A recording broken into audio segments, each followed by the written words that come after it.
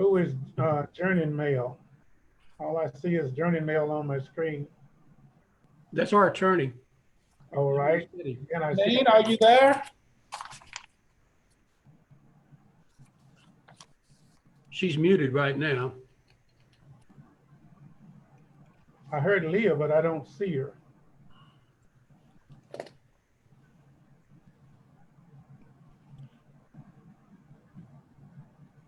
Miss DeMarteau, are you still there? No, she's not on there. Who all do we have, Emily?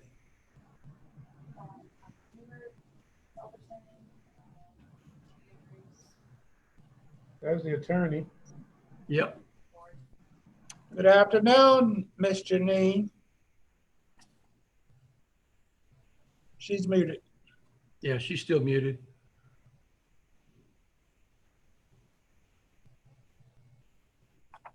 Did you need to talk to me? I was just saying hello. Oh, okay. Hello. Every now and then I'm a nice person. I be muted so much until people don't realize how nice I am. Oh, well, we always meet going to the restroom. So that's our usual meeting spot.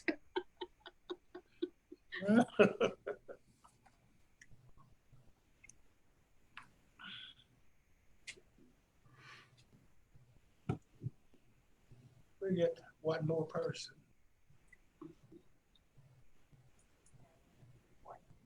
Yeah. It's one of the things we gotta have to work on, Mr. Andrews, is punctuality. Yes, sir. I agree. We have these things timed for an hour and a half.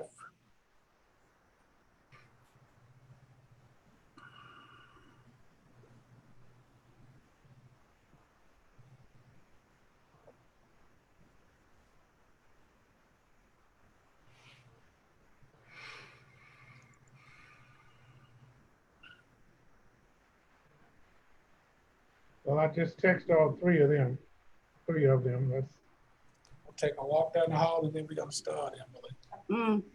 Yeah, we're already live.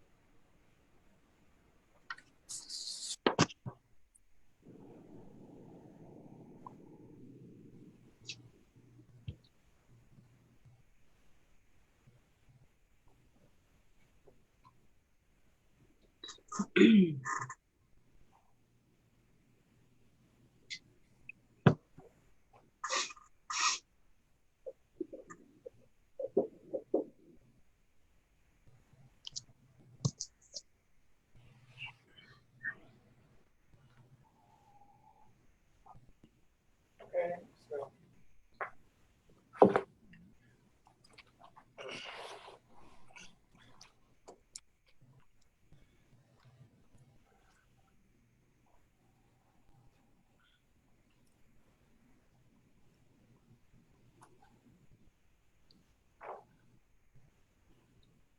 Tell me when.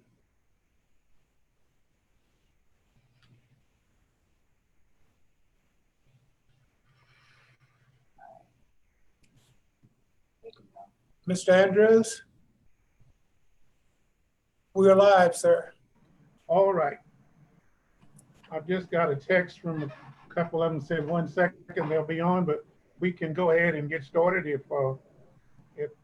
everybody's in place for his staff presentation is concerned. Yes, sir. At this particular time, we will call this session to order and invite Mr. Clark to introduce staff members who will be making presentations as it relates to some of the requests that we have before us today. Mr. Clark, if you'll go ahead, please. Yes, sir. Thank you so much, Mr. Andrews. Want to welcome all of those persons who are viewing us via teleconferencing virtually. We're excited about this particular hearing.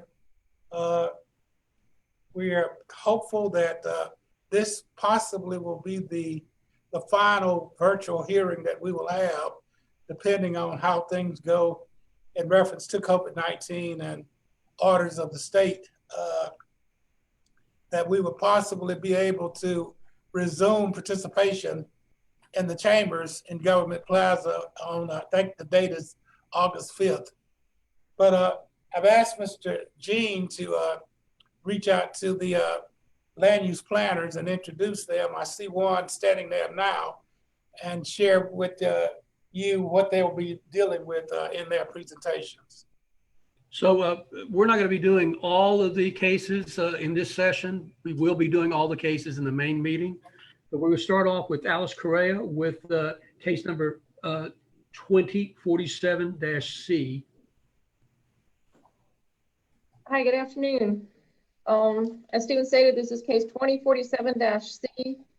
The applicant is Moore & Associates on behalf of Dr. Yolanda Burnham, and the request is for a special use permit and site plan approval for an office with expanded parking. If we go down to the aerial or the vicinity map so you can see the location we're talking about.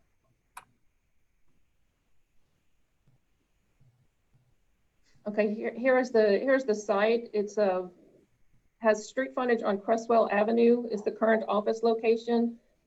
There's also 2 lots on Jordan Street, that front Jordan Street, that are proposed to be used for expanded parking that's connected to the backside of the Cresswell lot.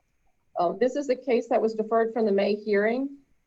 The applicant had received approval for the special use permit in 2018 for an office at the 1519 Cresswell Avenue.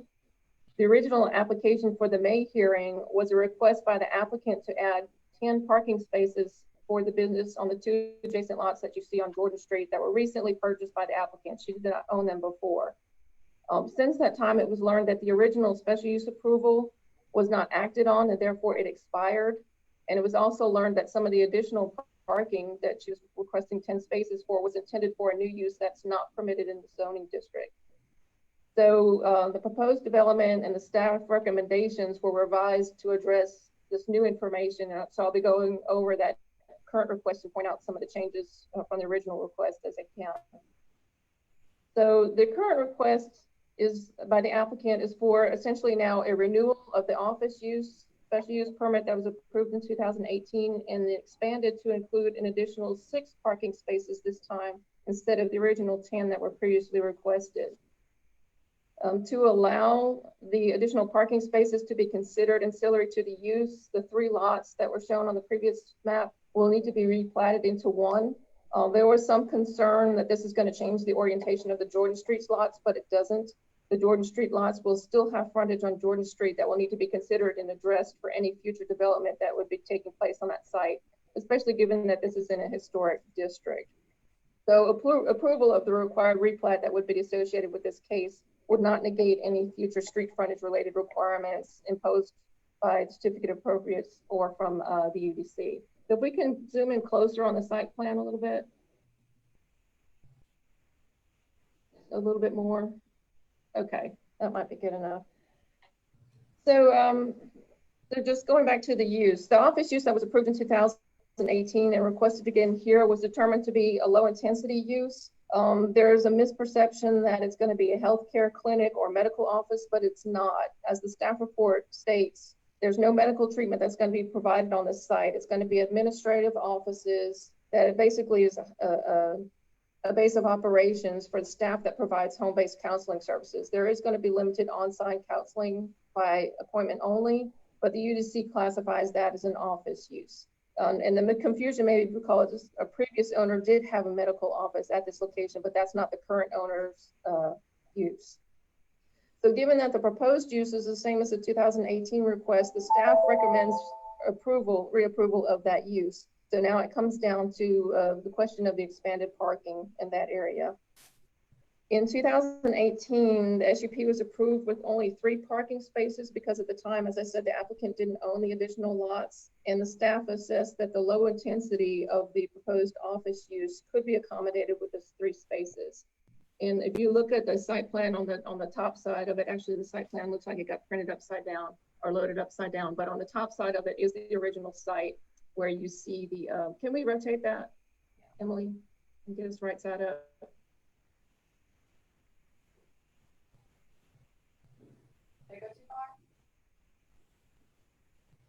There you go. Okay. So now what you see on the bottom, you'll see the existing building where it has lot 8 and lot 9. That's the that was the site that was originally approved back in 2018. So now that the applicant is requesting additional parking, MPC staff recommended to limit that parking to 6 spaces. That was what would need to be required to bring the site into compliance for a 2,700 square foot office building, which is what is on the existing site. So the original request in site plan for 10 spaces was modified, as I stated earlier, to reduce the number of parking spaces to 6. So as you see on the site plan here, the additional 6 spaces are going to be at the back of the Jordan Street lots and connected to the Crestwell lot at the rear. That's the cement is shown, the new construction cement is shown in that grayish color of proposed concrete. A difference from this site plan to the one that was to be presented back in May is that there's no longer a proposed driveway or curb cut onto Georgia Street. So that's a change from the original request. The applicant desires to keep the front portion of that land on Jordan Street available for a future duplex, and that is shown on the site plan that you see in front of you.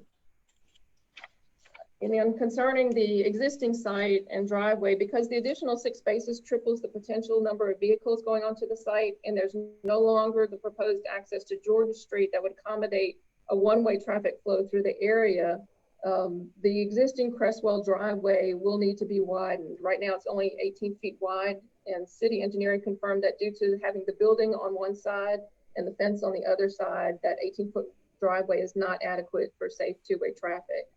So you'll see on the site plan, part of that gray area that extends out to Crestwell is an expansion of the driveway to make it 24 feet wide. In order to accommodate that driveway, a servitude of passage is going to be needed with the adjacent property owners of lots 6 and 7 that you see there on the site plan. So what will happen is that driveway will be half on their property, half on Dr. Burnham's property. And it would essentially be a shared servitude that allows all owners access through that driveway to their property at the back. This is currently being negotiated with the property owners. It hasn't been finalized yet. The staff would recommend that if this servitude is not obtained, that the additional parking not be allowed, simply because we don't feel that that narrow driveway can accommodate 9 spaces instead of just 3. So we would recommend that additional parking not be allowed if the servitude is not in place, and that the special use permit approval could be granted for the original lot only, as was done back in 2018. So if that is the situation, if the servitude doesn't get obtained, then a revised site plan showing just the one lot would need to be required before she can get any kind of building permits or certificate of occupancy. You'll see also noted on the site plan, as stated earlier, the proposed parking is set back on the Jordan Street property. It's about 90 feet from Jordan Street, and it'll have significant landscaping around it to shield the cars from view. It'll have shrubs and trees that you can see on the site plan there. So until one gets close to the property on Jordan Street, it's essentially still going to largely appear as a vacant lot with some shrubs and trees at the back that could be interpreted as someone's backyard garden. With regard to additional conditions that you guys can impose as part of this SUP approval, non-residential uses adjacent to residential properties are required to have screening and a 10-foot wide landscape buffer. And then the SUP allows you to impose any additional conditions that you see necessary to mitigate potential negative impacts. So the site plan submitted shows all of that landscaping that would be required and a little extra. And it also shows some of the screening fence. But in this case, there are a few factors that affect the screening. You see the fence shown on the north side of the driveway that is adjacent to the, on the north side of the driveway, there's a red fence that it may not be clearly visible, but there's a red fence that runs along the back sides of lots 7 and 6 on the north side of the driveway, a little further to the left, on the left side. Not that one, but on the left side by the driveway. That one, yes. So that one there is showing a fence there, but actually that would be on the property of the adjacent owners. So as part of the SUP process, the MPC cannot impose requirements on property that's not part of the SUP. So we would not be able to impose the requirement for a fence there. Related to that, the property owner of lot 6 has provided a written request to the MPC that the fence not be installed on either the south side or the east side of his property, which is the one that runs north-south along the parking and the detention pond.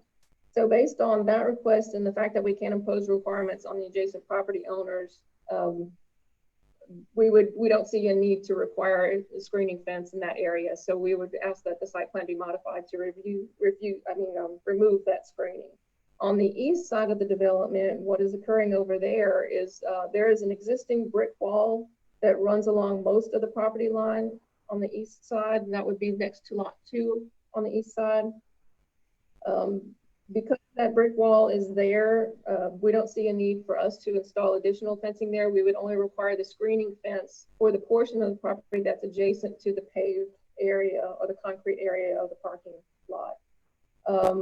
Lastly, I think I mentioned it earlier that this site is in the historic district, the Highland Historic District. So the site plan resulting from any changes we make, the modified fences and stuff, would need to go to the HPC for a certificate of appropriateness.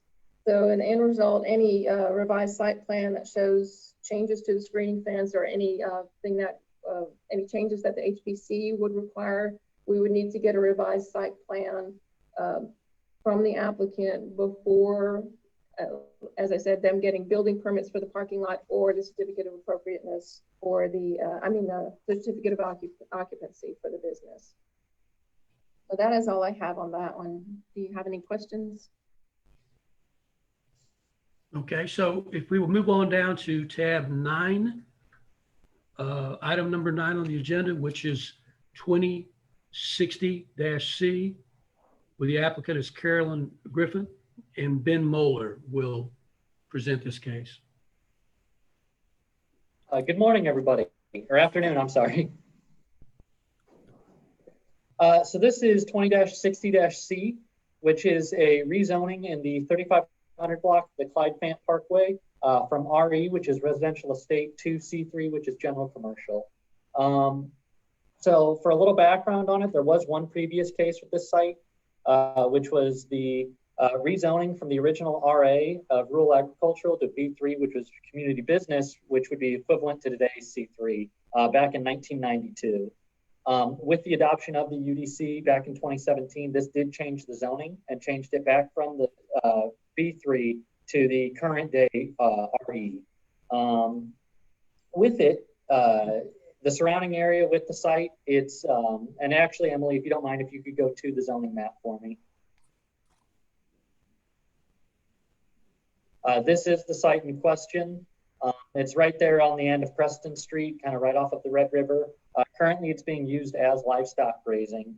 And in the surrounding area, there's a lot of kind of recreational fields. There's a school up kind of to the north off of the map that's currently on the screen that has a lot of the recreational fields in the area. There's an office complex and quite a few multifamily apartments.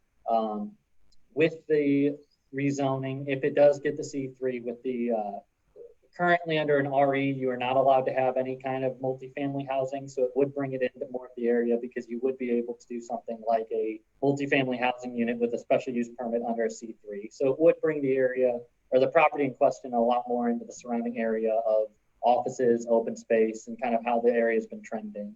With the future land use map and the master plan, it does have the area set as nature and open space. But as time has gone on, a lot of the area has trended towards more of that kind of lower density office space and multifamily housing. Other than that, this would just be because their zoning was changed back in 2017, this would be a reversion of the zoning to what it was before the adoption of the UDC from the approved 1992 case. And I'm happy to answer any questions if anyone has anything. And the recommendation is? Approval, I apologize. It is a recommendation for approval. Okay. Since we're kind of a little bit behind, I'm going to move on to the next case. Absolutely, thank you. The next one is tab number 10, one immediately following this one, 20-61-C, special use permit and site plan. The applicant is Vertical One Wireless, and the presenter on staff is Jake Pallant. Hello. Okay, so this is case 20-61-C. Applicant Vertical One Wireless. This is a special use permit for a wireless telecommunication facility, which is a non-stealth design tower, meaning it's not going to be disguised as something else. It's going to clearly look like a cell tower. It's located along the south side of the 900 block of Lincoln Drive, which is off the east side of North Market Street. Emily, if you would like to go down to sheet A2, which is the elevation of the tower, you can see what we're proposing, A2.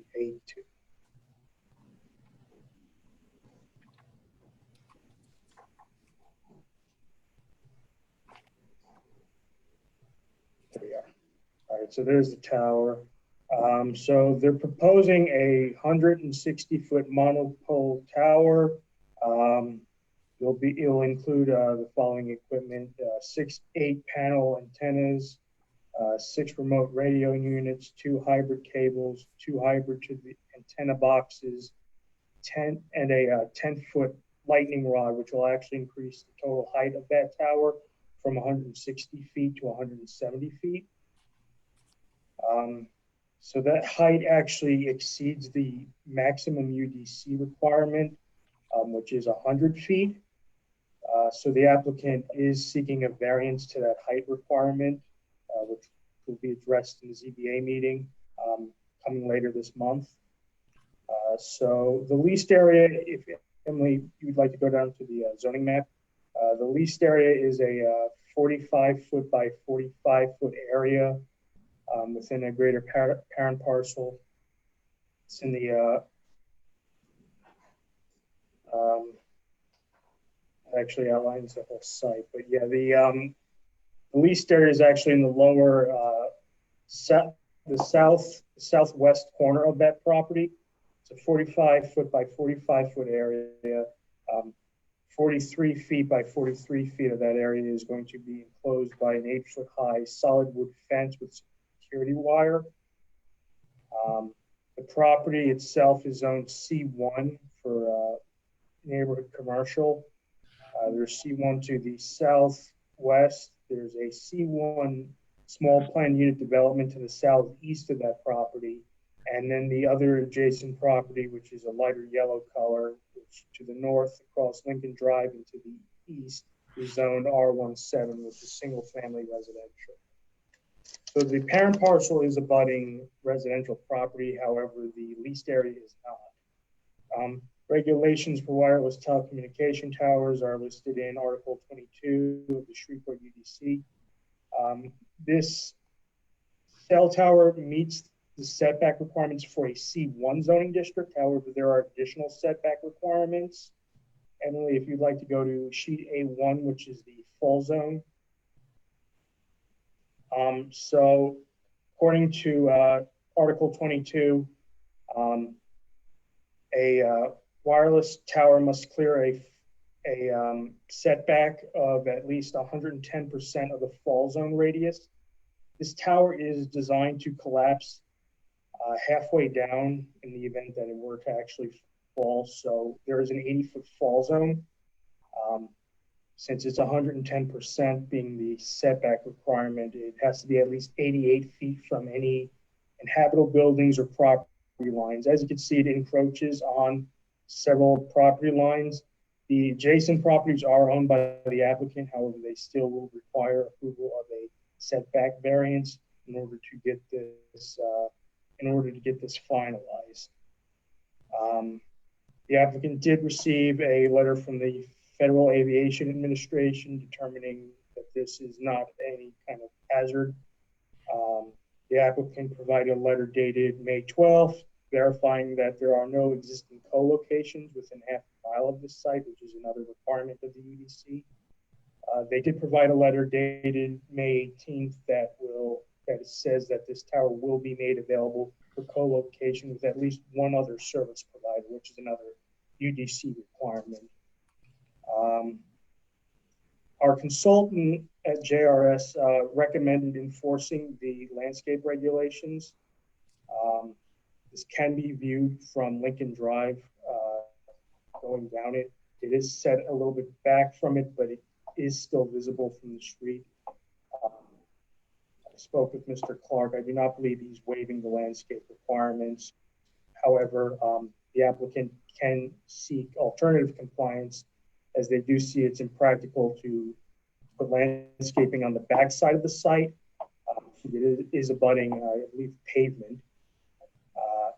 The landscape area by default would have to be 3 feet wide on each side of that leased area with shrubs and trees. But they can do alternative compliance if they're not able to meet those requirements. According to section 22.9H, the tower cannot create a disturbance to existing vegetation, which this does not.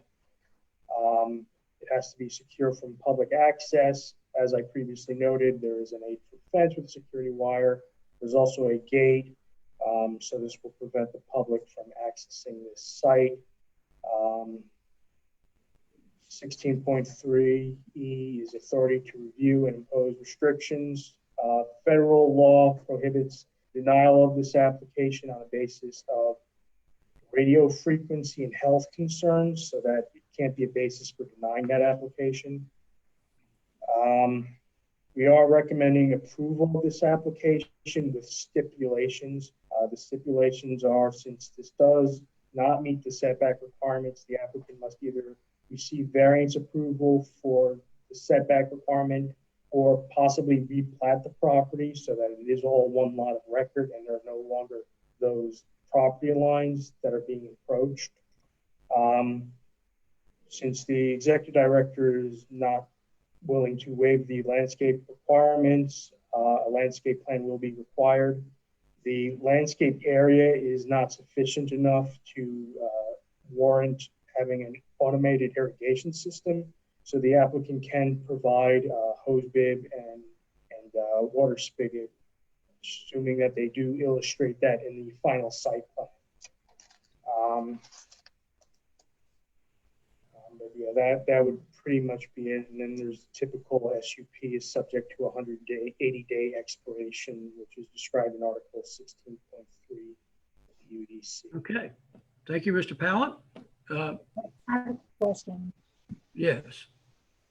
From the edge of that 80-foot radius, what is the distance of the closest building from the edge of that radius? Pardon? Can you hear me? I can hear you, but it's a little muffled. Okay, I said from the edge of the 80-foot radius, what is the closest building? And how far away is that from the edge of that? So this fall zone radius, the illustration here shows 80 feet, and it does have to be at 88 feet. I do believe the applicant did provide an illustration showing that this does clear the nearest building, which is building labeled as E, which is on the applicant's other property. So it does clear the nearest building. I do not know the precise measurement.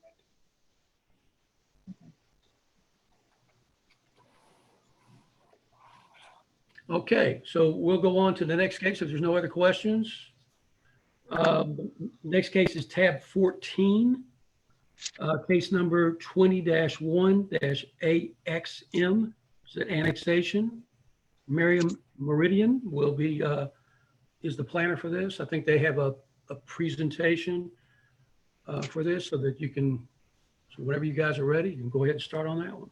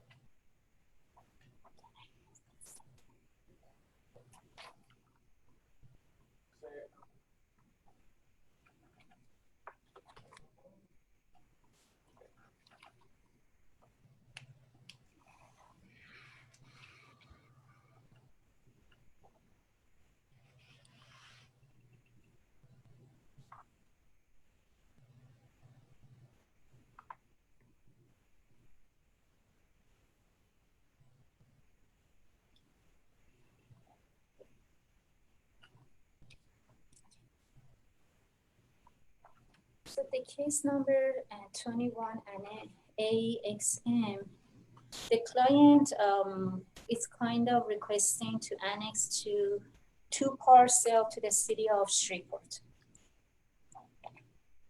The site shows that we have 2 parcels. From the north and west, it's kind of adjacent to the city, and from the north and west, it's in the Caddo Parish. It's accessible from the LB Road, and the zoning for that property, it's RE. The map on the left shows the location of the lot. Okay. According the city as a whole, in the middle, you can see the 2 parcels, and with the picture that one of them has a single family already there, and one of the lots is on development. And the total property is 43.9 acres. And surrounding zoning district in the north, it's RE, residential state. And the west, we have R112, single family residential.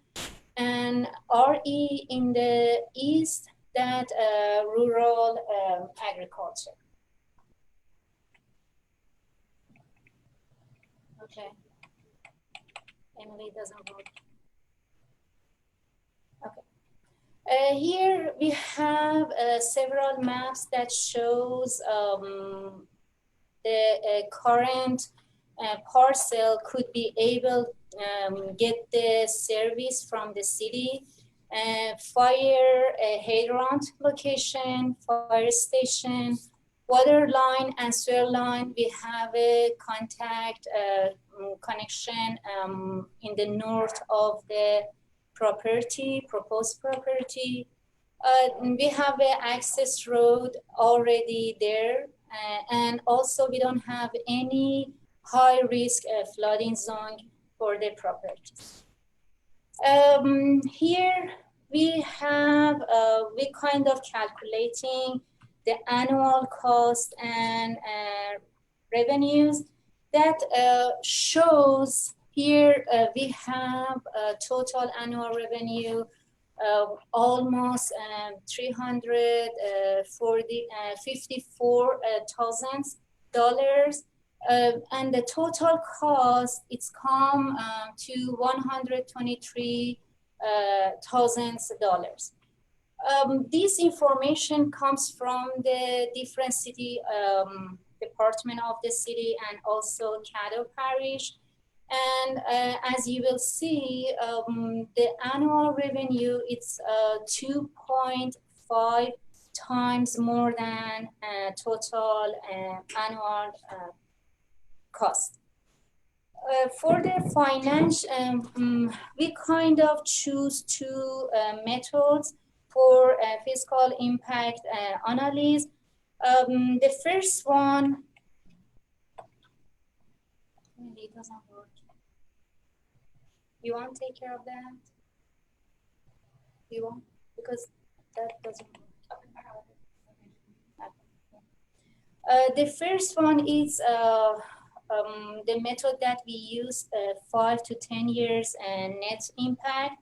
The second one, we use life expectancy 50 years. In the first one, we have the revenue, it's kind of fixed between 10 years. But for the cost, we add 0.3% inflation for each year. So we have the cost of 123,000 for 2020, and for 2013, we come up with the cost of $165,000. As I mentioned, the revenue is fixed. So if we get the average net impact, it's come almost to 200,000. And you can see the revenue, it's higher than the cost. So we can say this project could be beneficial. And the next one, we assume if 40% of revenue could be able to cover the cost, it would be beneficial. So here we have the cost estimate for replace cost, and we get this information from engineering department, and we have a linear footage of water, sewer, drainage, and concrete roadway that the applicants provide those data to us. So when we kind of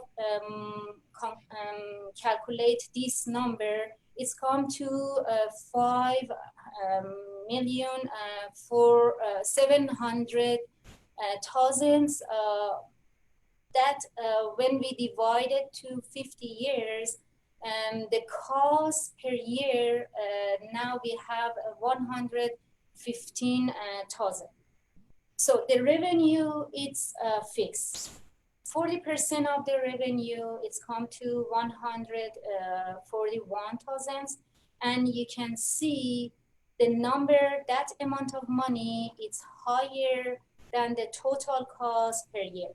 So with these two methods that we use for analysis, we could say that this project is beneficial for the city. Thank you.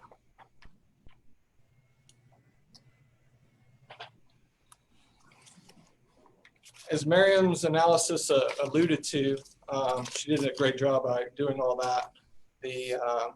Either on her own or through meetings with various city departments.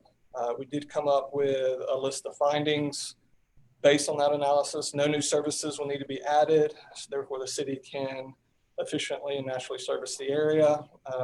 LB Road is accessible to the property, and it's currently maintained by the city, and it will do so whether it's annexed, this property is annexed in or not. The style of the proposed development for the property is consistent with the existing style of the area. Next slide. The annexation will allow for the city to capture a larger tax base.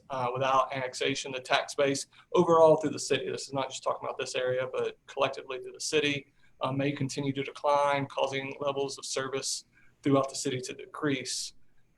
Currently, the number of code violations for the area is 0. And the fire department, as well as the sheriff's department, the police department, has very minimum calls out to this area, but the level of service is there in order to maintain it. And as Miriam alluded to, a physical impact analysis shows that the revenues are almost 2.5 times higher than expenditures.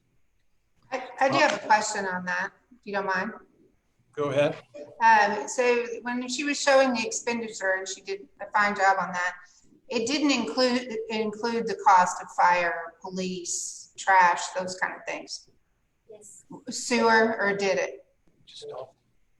It did include them? Yes, it is included. The department that we have the data, it's the engineering department, fire department,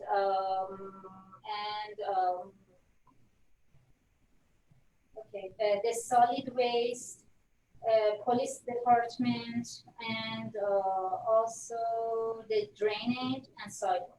Yes. Okay, so it did include all that. Yes. They are. Okay, thank you. There is approval criteria outlined in the UDC Article 20 when it comes to applications for annexation. That approval criteria is in the staff report under Exhibit A. For the most part, of those 10 items, the approval criteria is met by this application, or it's not applicable. There is one to where MPC staff determined that it was inconclusive, and that has to do with the master plan vision. The vision and principles of the master plan call for the focusing 50% of development reinvestment within the core of the city or within inside the loop. This property is located on the city's boundary. Next slide.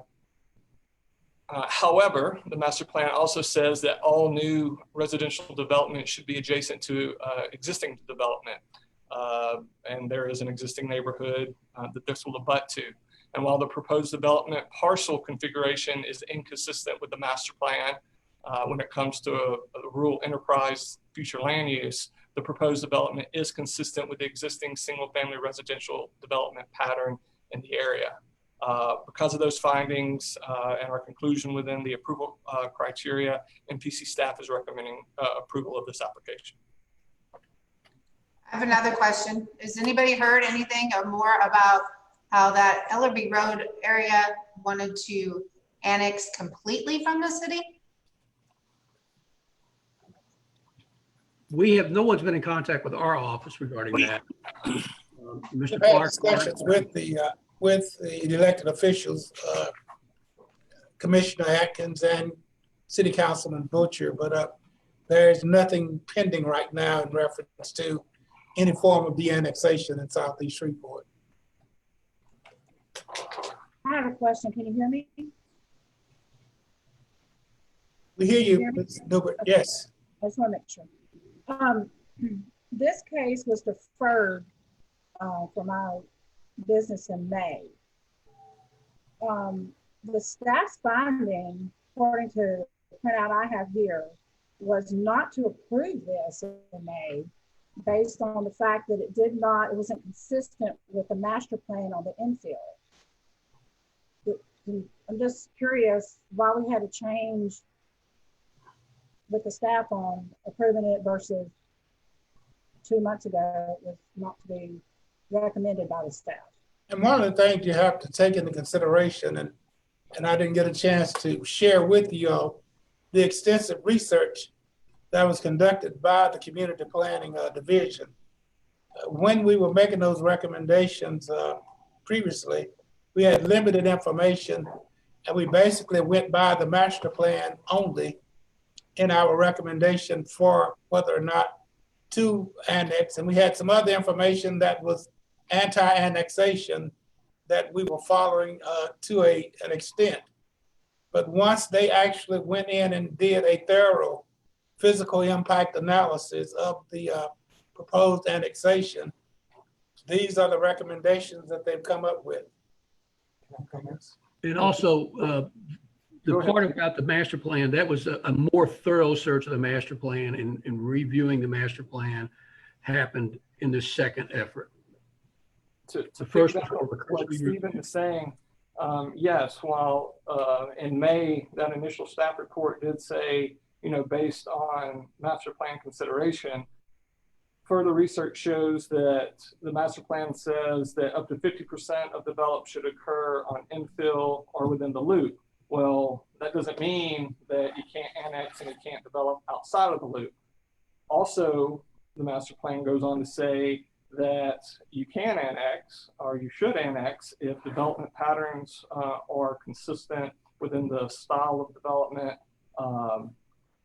and what the impact is when it comes to level of services. So to, I guess, piggyback again on Stephen and Mr. Clark, the analysis wasn't complete in May, and we think that we have a better understanding of it this month. And like we said, just to bring this to summary, we wanted, this is why we asked for a deferral. We wanted to do an extensive analysis to the best that we could. We are not consultants, but we do a pretty in-depth analysis of how we will approach annexations in the future. And this was sort of given to us, and we just started doing annexation recommendations, but now we have a pattern, a format, a approach that we will be using in the future to make recommendations to you when annexations come up. We also included, and if you're interested, some information from the American Planning Association of how they envision annexations and their recommendations of annexations, and they are not anti-annexations. We concluded on yesterday that they're pretty neutral in their approach to annexations. So Hey, all of that information is available to you. Hey, Alan. Yes, sir. Question for you, and we just hit the 10,000 foot level. How many homes are in this section? 129 homes are proposed. And then she did her analysis over the 40, 50 years. How much revenue did she say it would bring to the city after expenses, net revenue? I think it was like, and she can come and tell you. Like 20-some thousand a month or a year or something. So the revenue that is included tax and kind of the water and sewer and the service that they provided by the city, it's 354,000 a year. That is fixed. Yes, annually. 354,000 a year. So let's just think about this and multiply that times 50 years. But as you know, there is a push, and you had the consultants come back in September down to Samstown to not annex anything. Okay.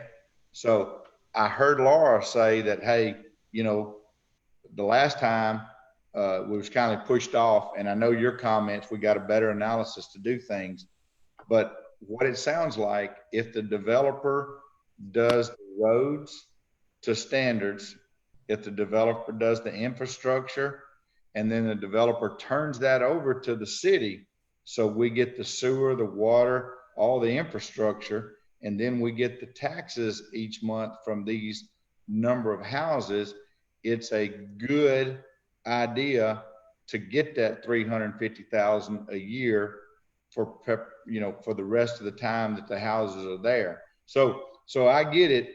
We had a deeper dive at it. Now it looks like a good, part of the city. And we've always heard, if you don't grow, you die on the vine. So we have to make money for the city. The city has to generate revenue. So anyway, I think that was as Adam said, a very in-depth study to what we are, but I still think that you're going to have others when it gets to the next level that may not agree with the same scenario, but we just have to wait and see on the vote. But I do have one question, and I'm sorry I did get on a little late. I had a little technical difficulty with this computer, but the question I got is, I looked through the list, it shows Reggie and Chris online, but I don't see them up on the screen. Are both of those folks online? There's Chris. Now. Okay. So where's Reggie? I want to add something. We can get Mr. Jordan on picture. He's There you go. There he is. All right. And everybody looking at you, Mr. Colvin. Yes, sir. We're good. Thank you. I do have a question too on the taxes. You say that we would get the 354,000. Is that all go to the city? Because I know when we get our taxes, some of it goes to the city, some of it goes to the parish. This goes to the city. This The is, calculations are for the This city. the whole goes to the city. We don't kind of include the part of the parish too. okay, I just wanted to clarify that. Thank We you. didn't know, we didn't think that was applicable since we were determining whether or not this property was viable to come into the city limits of Shreveport. Thank you for clarifying. So it is all city revenue? They said yes. And I wanted to follow up on Dale's point a little while ago. I think too easily we fall into the trap of assessing everything as an all or nothing sort of proposition. And I'd like to thank the staff for going through, getting us the information that allows us to assess this particular project on its own. And I'm a big fan of everything standing on its own merit. So again, I thank you for that.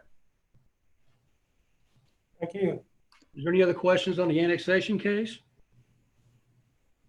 So the next thing we have, Madam was going to quickly go through, we have a couple of text amendments. You hadn't seen those in a while. We'll be seeing a few more moving forward, but if you can go through those real quickly, that would be great. We are on, as Stephen said, we've been on a text amendment hiatus since January, and that's all been by design. We were a little co-text amendmented it out. So we have 4 amendments in front of you that kind of cover 2 areas. As you know, that the UDC serves as the code ordinance for the city of Shreveport, and periodically revisions are required to reflect the changing nature of business within our community. The first amendment deals with extended uses and to resolve questions generated on how extended uses are going to be governed in the UDC. Staff is proposing a amendment to Article 1 under the transition rules. We believe that the proposed text amendment will clearly clarify how to deal with existing extended uses and allow them to continue and operate legally as a permitted use. Amendments 2 through 4 deal with pods or outdoor storage containers. Currently, there's dual language in both the city and the UDC that kind of conflict each other. In the city, outdoor storage containers are regulated by Shreveport Public Works, and so to avoid any discrepancy, MPC staff is proposing that all outdoor storage container references in the UDC, and there's 3 places in the use matrix and use standards and use definitions, that those are removed, and outdoor storage containers will then be regulated by Public Works. Staff is recommending approval of these code text amendments. Mr. Clark, that concludes all of the cases that we have for this meeting that you wanted to review. I have a question about that last one. Yes, sir, we're listening. Okay, I know what you said about pods, put it in a different body, but what are the deals if Windsor wants to get a pod and sit in his driveway for 2 months? What are the current standards and what are we doing with that? I mean, some people may do it for 2 months moving houses. Some people may leave it there for 2 years in the driveway. What's the regulation? Truly, by the design of the city, and some kind of way it got into the UDC, but it was always the intention of the city. They made it quite clear to us that Public Works should handle pods. And Public Works actually take the application for pods. Public Works determine how long pods can stay. And Public Works actually has the ability and the equipment, if necessary, to remove pods if they're not removed. We don't have any of that capability, and therefore we were really out of place in our enforcement of pods. They were involved when pods initially came to the city of Shreveport. They studied the pods. They met with the manufacturers of pods. they are the most knowledgeable people in the city when it comes down to pods and storage containers. So what is an average time limit you think, and I know you said it's Public Works, but what if I came to get an application, how long would Public Works typically let me have? Do you know that? Reggie, are you aware of the time frame? If I remember correctly, it was 6 months, but don't quote me on that. I understand. Well, the time frame, I don't know the exact time frame, but I would think that it was based upon them getting a building permit or whatever, however long their construction or whatever it is they going on. Because that's the reason for them getting a pod is normally got some kind of construction or fire damage, some type of natural disaster, whatever that they need the pod.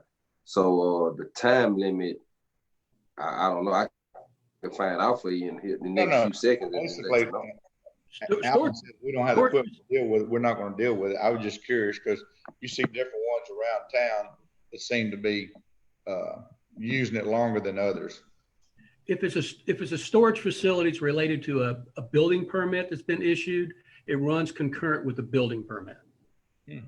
So that's Public Works, just for informational purposes, Mr. Colvin, that's why it was more logical to be placed in Public Works. If it is allowed additional time, Public Works, which is permits and inspection, by the way.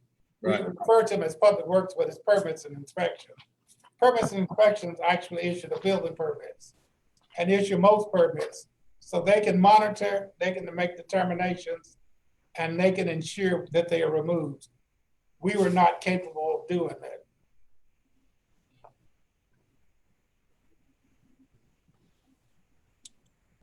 Mr. Clark, anyone else have any questions? We need to do just a little housekeeping before we take a break, if that's okay. You're not ready to take a break. Okay, well, very good. But you do whatever you need to do, Mr. Chair. For some reason, we haven't quite figured it out yet. We cannot maintain a schedule on these meetings whatever we try to. We have two more things we're trying to get done before 3 o'clock. Well, why don't we go ahead and do that, and then it won't take but a second for me to get some volunteers, okay? But we're going to extend one or delete one until after we get into the 3 o'clock session. But we did not give zoning administration an opportunity at the last meeting to give you a report, and it's a very interesting report now, since we're dealing with COVID-19 and stay-at-home orders and shutdown and so forth.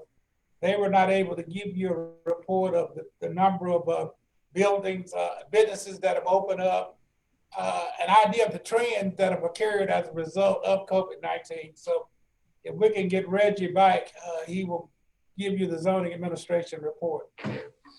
Yeah. Let's first start with the pods. They allow 15 days, then they have to be moved for 7 days, then they can go back for 15 days, and they can only do that 3 15-day periods within a calendar year, according to the ordinance. That's how the ordinance reads. All right. I emailed every staff member as well as Alan, Stephen, Adam, the report, the CO report, and for the month of June, from June 1st up until today, July 1st, we have had 42 new home-based businesses open, and we've had 15 new commercial businesses open, for a total of 57 new businesses open. And that's not including the firecracker stand. That's just new businesses, home-based or commercial. And we probably had 10 firework stands that applied, that have been issued temporary CO. That gives you an idea, Mr. Chairman, of what we were expecting to happen, and the trend that will probably continue with the current situations as they are. More and more home businesses will be opening up, and less commercial businesses are proposed. But we have done some post-COVID-19 recommendations that we're going to talk about a little later, but you're perfectly welcome to do your housekeeping now. Well, thank you very much, Mr. Clark. Let me say good afternoon to everyone that's tuned in. Primarily what I'd like to do is prevail upon board members to be a part of our opening ceremony. Mr. Everson, you do it so well. Could I prevail upon you to do the invocation when we call the meeting to order, please? Of course. Thank you so much. Mr. Carvin, would you lead us in the Pledge of Allegiance at the appropriate time? Hey, Alan's having a little computer problems remotely. You might want to pick somebody else in case mine drops off, Windsor. Yes, sir. I can do that very, very easily. Ms. Newby, would you lead us in the Pledge of Allegiance, please? Great, thank you. Ms. DeMarteau, are you still on?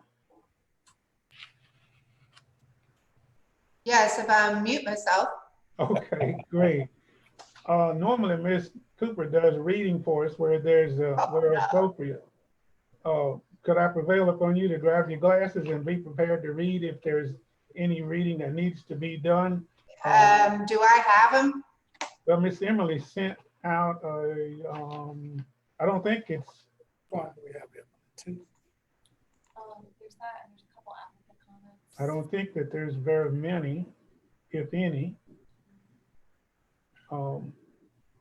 Miss Emily, you'll have to check. She's saying 4 now, Ms. DeMarteau. She's what? Said there are 4 comments. And she will make sure that you have them. If she can just, I can look through my emails. If did you, Emily, did you send them? Yes, I did, but let me know if you didn't get it. We are. Is it this morning? I got the things, the 3 attachments this morning. Yeah, it would be public comments is what it's titled, I think. Comments for hearing, okay. Yeah, that's what it is. All right. So some of those on there, y'all are just following along, and the applicant or the public will read that. And I've indicated on there, you know, if you need to read it, or if the applicant or the public commenter will read it. All right, I don't see the comments, but okay. Send them again. Yeah. She will send you those comments again, Ms. DeMarteau. Just the comments. I see the agenda for it. Comment. The public comment or the comments for hearing form, right? Oh, do you click on it? They are hyperlinked, yes. Okay. Oh, they're long. Okay. That first one, the opposition from Tom Arsenault, I believe he'll be presenting this to you guys. So that one is long, but he will be presenting this when he is on the call. Okay. That's just Thank for you. you. You don't need to resend it. I have it. Thank you. Okay. If I remember correctly, we did have a time limit, Mr. Clark, help me to remember. We have a 3-minute time limit that will be timed, and for those persons that are speaking, once the 3 minutes are up, we will block them from going forth. And we have that all in place. We have a timer, and Emily and Markia will ensure that comments don't go beyond 3 minutes. I have one more thing I wanted to share with you, Mr. Clark, and for those guys who can hear me.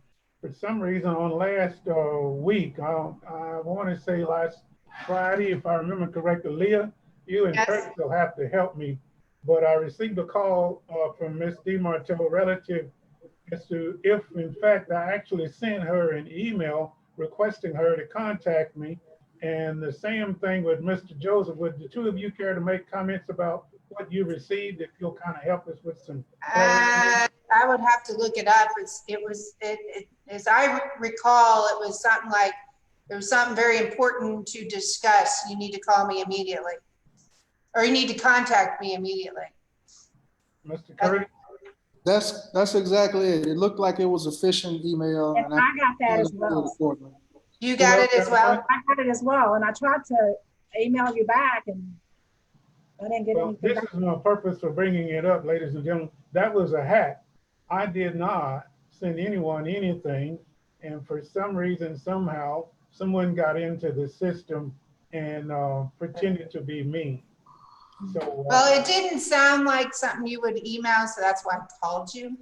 well, I appreciate you calling me, and I appreciate Mr. Curtis calling me. So you guys be alert that if you get something like that and it really don't sound quite official, let's bring it to our attention. And I'm bringing it to Mr. Clark's attention because obviously they use the system from the office there.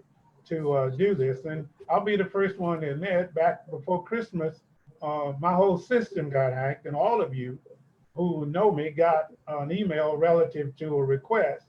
But it took my wife a couple of days to get all that straight on our system over here. But this was the first time I've had something happen since then. So I wanted to bring that to Mr. Clark's attention and for the technicians that operate our system from there. I only send money if it's been requested by a Nigerian prince. Okay. It actually says, can you carry, it says, hello, Demarteau. Can you carry out an assignment for me today? And I want it done urgently. Send me an email back if you're available so I can give it to you. I'm like, yeah, Windsor would never say that, so. And that's a pretty common problem that we have. My feelings hurt. You didn't ask me to do it. Okay, Mr. Clark. That's a pretty common problem that we have. MPC staff get emails from me on a regular basis saying the same thing, that I need them to do something immediately. It's urgent, call me immediately. And we have reported those to the IT department of the city of Shreveport, and they are looking into them. But as we expand with technology, these things are going to happen, as you will. I need to make one more comment before we conclude that. Antonio Miles did pass his inspector exam. He's a certified zoning inspector. Right on. Congratulations. So all of our zoning inspectors, including myself, we all certified. That's terrific. Congratulations. Congratulations, guys. Thank you for that. Good job. And bona fide. That's all that I have, Mr. Clark. Thank you. Well, we can take the break now, Mr. Andrews, because we don't have enough time to do the presentation that we were going to do. I will share with you that going forward, there will be more presentations that we will make in the beginning and the end of our meetings. We're sharing with you all of the planning that's occurring here at the MPC. That word is not getting out as much as it should get out. And you notice by the extensive research that was done with annexation, we have some more information concerning annexation. And more importantly, we have information about the review of the recommendations of the master plan that sort of got hidden or delayed or ignored, whichever one you want to call it. But we have gone back to the master plan. We have reviewed all of the recommendations of the master plan. And at 3 o'clock at the end of the public hearing, we will give you an update on what we have found from that. But you're welcome, Mr. Chair, to take a 20-minute break. All right, so thank you.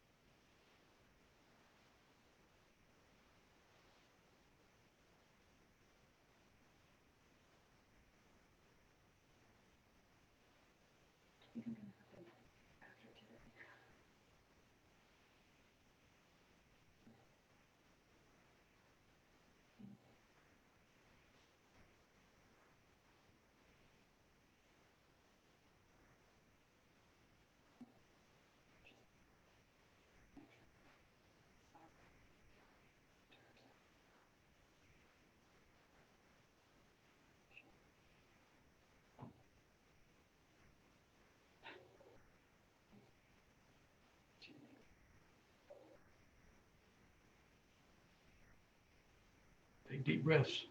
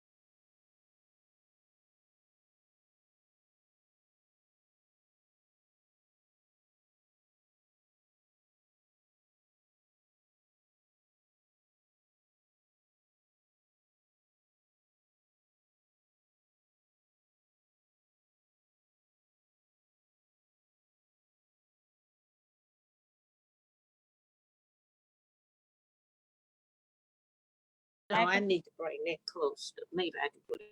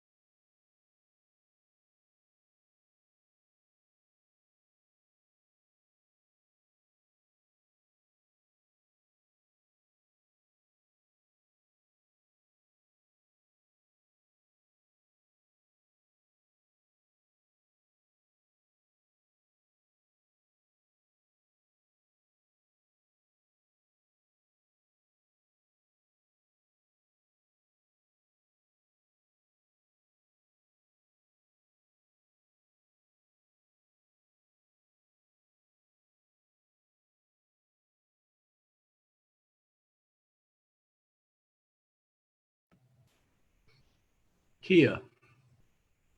Yes. Yeah, Mr. Andrews will be wanting you to call roll when he's ready to start. Yes, I'm ready. He'll give you a reminder. Okay.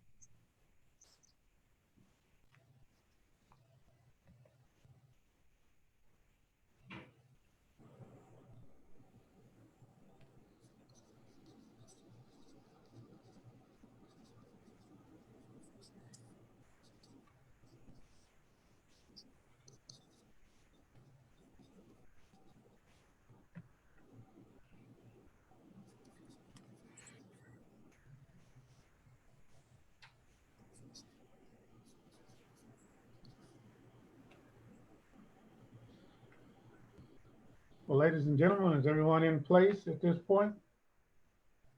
Yes, sir. Okay. Yes. All right, great. Very good. At this particular time, it's my pleasure to call this meeting of the Shreveport Caddo Parish Metropolitan Planning Commission to order. We'll proceed now with a roll call by Ms. Daniels. Miss Nancy Cooper. Not present. Miss Leah DeMartell. Present. Mr. Curtis Joseph.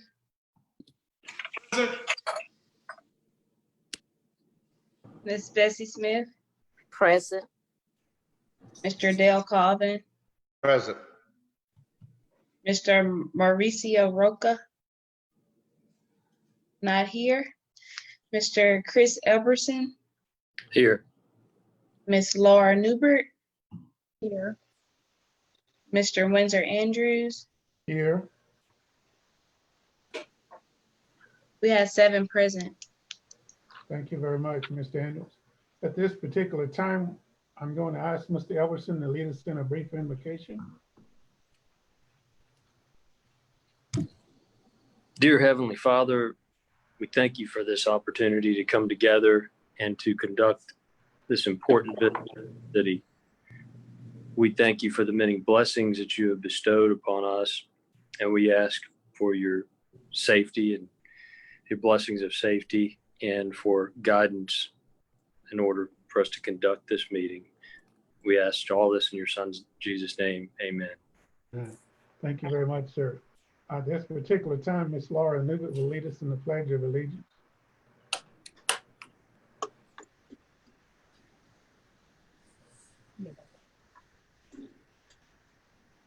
Pledge allegiance to the to the flag flag of the United States of America, and to the republic for which it stands, one nation, under God, indivisible, with liberty and justice for all. Thank you very much. At this particular time, we'll make a few opening comments. I'd like to say welcome to the regularly scheduled public meeting of the Shreveport-Caddo Parish Metropolitan Planning Commission in accordance with the proclamation number JVE 2020-84 dated June 25, 2020 by Louisiana Governor John Bell Edwards, which in part authorizes the local political subdivision to hold public meetings via teleconference or video conference during the state of emergency. This meeting is being held in video conference format. For public hearing agenda items, all the cases on the agenda will be presented by staff, followed by presentation by the applicant or reading of applicant's written comments and questions by MPC board members. Written public comments that were received prior to the meeting will be read into the record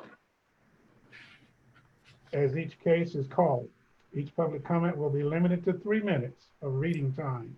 Once the time has expired, the reading of the public comments will discontinue. A reading of verbal rebuttal statement from the applicant will then be read into the records if received. After hearing comments on each case, the board will then immediately deliberate and vote on that case before moving on to the next case on the agenda. All voting will be conducted by roll call to ensure accurate recordation of the vote on each case. In circumstances where additional information may be needed to be provided by the applicant in order for the board to make a decision, the board may decide to defer and continue the case to the next regularly scheduled public hearing. For subdivision cases, deferral can only be considered if the applicant agrees to have the case deferred in accordance with Louisiana Revised Statute 33-140.1A. Any member of the public may request a copy of the board's decision on a regular case by contacting our office at 318-673-6480 after 1 p.m. on tomorrow, or by accessing our website at shreveportcaddomPC.com. All of the MPC board decisions are subject to appeal to either the city council or the parish commission, depending on the location of the property in question. Please note that it is your responsibility to contact the appropriate governing body about their procedures as it's related to the matter you are concerned with. Copies of this document and the phone numbers to contact the governing bodies are available at the MPC website, shreveportcaddomPC.com. The commission values your participation and appreciates your compliance with these guidelines.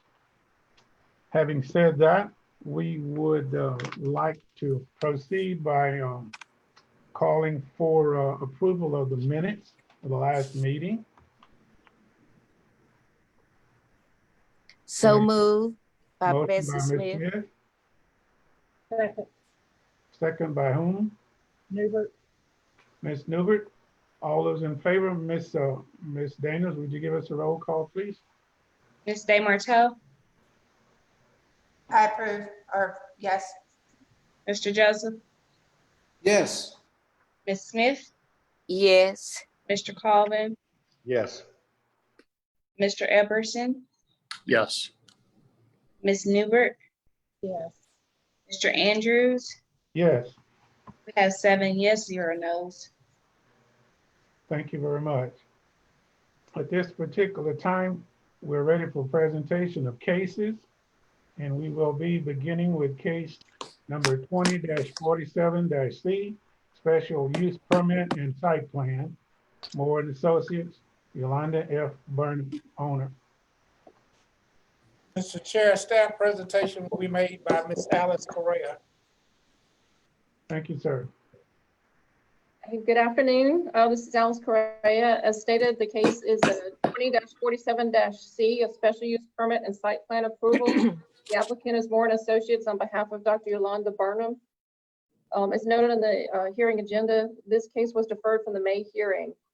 The applicant had received an approval for a special use permit in 2018 for an office at 1519 Crestwell.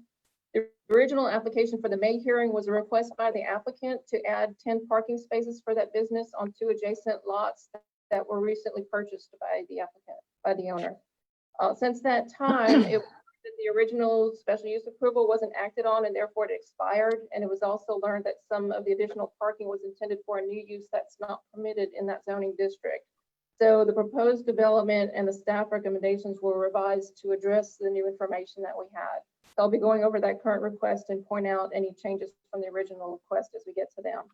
So the current request by the applicant is a renewal of the office use special use permit that was approved back in 2018, but is expanded to include an additional 6 parking spaces instead of the 10 original spaces that were previously requested with the May request. To allow that additional parking to be considered ancillary to the use, so 3 lots. If you look at the vicinity map, we can go to that vicinity map. These are properties in question. You see 3 lots highlighted there. To be considered ancillary, those 3 lots will need to be replatted into 1. There's some concern that it will change the orientation of the Jordan Street lots, which are the 2 on the north side, but it doesn't. The Jordan Street lots will still have frontage on Jordan Street that will need to be considered and assessed for any future development, especially given that this is an historic district. So approval of the required replat associated with this SUP would not negate any future street frontage related requirements or any requirements imposed by the HPC. The office use was approved in 2018 and is requested again here, was determined to be a low intensity use. There is some misperception that this is going to be a healthcare clinic or a medical office, but again, it's not. As the staff report states, there's not going to be any medical treatment provided on site. It's going to be administrative offices or a base of operations for staff that provides home-based counseling. There will be limited counseling by appointment only, but this classifies in the UDC as an office. There might be some confusion because a previous owner did have a medical office there. However, this owner does not. This owner is just the standard office use. Given that the proposed use is the same as what was requested in 2018, the staff would recommend reapproval of that use. So now the special use permit comes down to the expansion of the parking lot. In 2018, that special use approval was granted with only 3 parking spaces because at the time, the applicant did not own the additional lots. She only owned the Crestwell Avenue property, and the staff assessed that the low intensity of the proposed use could be accommodated with those 3 spaces. Now that the applicant is requesting additional parking, MPC staff recommended to limit that additional parking to only the 6 spaces that would be needed to bring the site into full compliance with UDC standards. So the original request for the 10 parking spaces back in May was modified to now reflect the 6 parking spaces, and as a result, the site plan was modified as well. So if we can go to the site plan. And if you could, yeah, flip it over.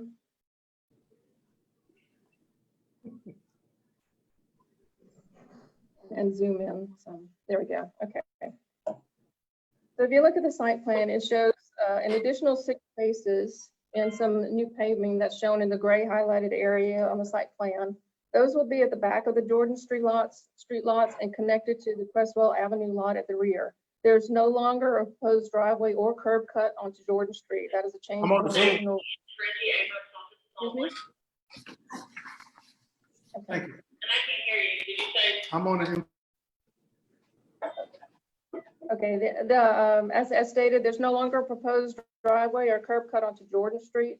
The application desires to keep that front portion of Jordan Street vacant for now to accommodate future plans for a duplex, and that future duplex is also shown on the site plan.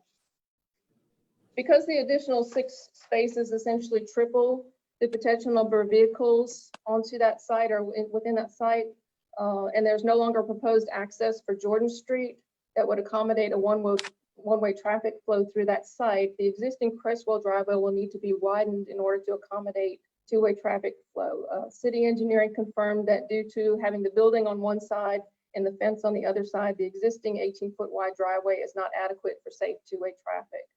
There are other narrow driveways in the area that are currently being used. However, the majority of those are for one-way access. There's a couple that are used for two-way access, but those would be considered non-conforming. And if those sites ever expanded as this one is doing, they would have to undergo the same evaluation and consideration for expanding and modifying those driveways. You'll see also noted on the, in order to get this widened driveway, you'll see in the gray highlighted area, this would require a servitude of passage arrangement between the two property owners north of the site of the Cresswell site and Cresswell property owner. That would be lot 6 and 7 and lot 8. This would have the driveway splitting both properties. So it would be a shared access that would allow all of the 3 affected property owners access to the driveway because it's each partially on their own lots. So the staff recommends that if this servitude is not obtained because we would not be able to accommodate the extra 6 parking spaces safely, that if the servitude is not obtained, we would recommend not allowing the expansion of the parking and just approve the special use permit for the original site on Cresswell Avenue. And if we do that, a revised site plan would need to be provided showing only that lot. As also noted in the site plan, you see the proposed parking, as stated before, is set back from Jordan Street. It's approximately 90 feet from Jordan Street, and it will have a significant amount of landscaping around it, which will shield the cars from view, and that landscaping is shown on the site plan.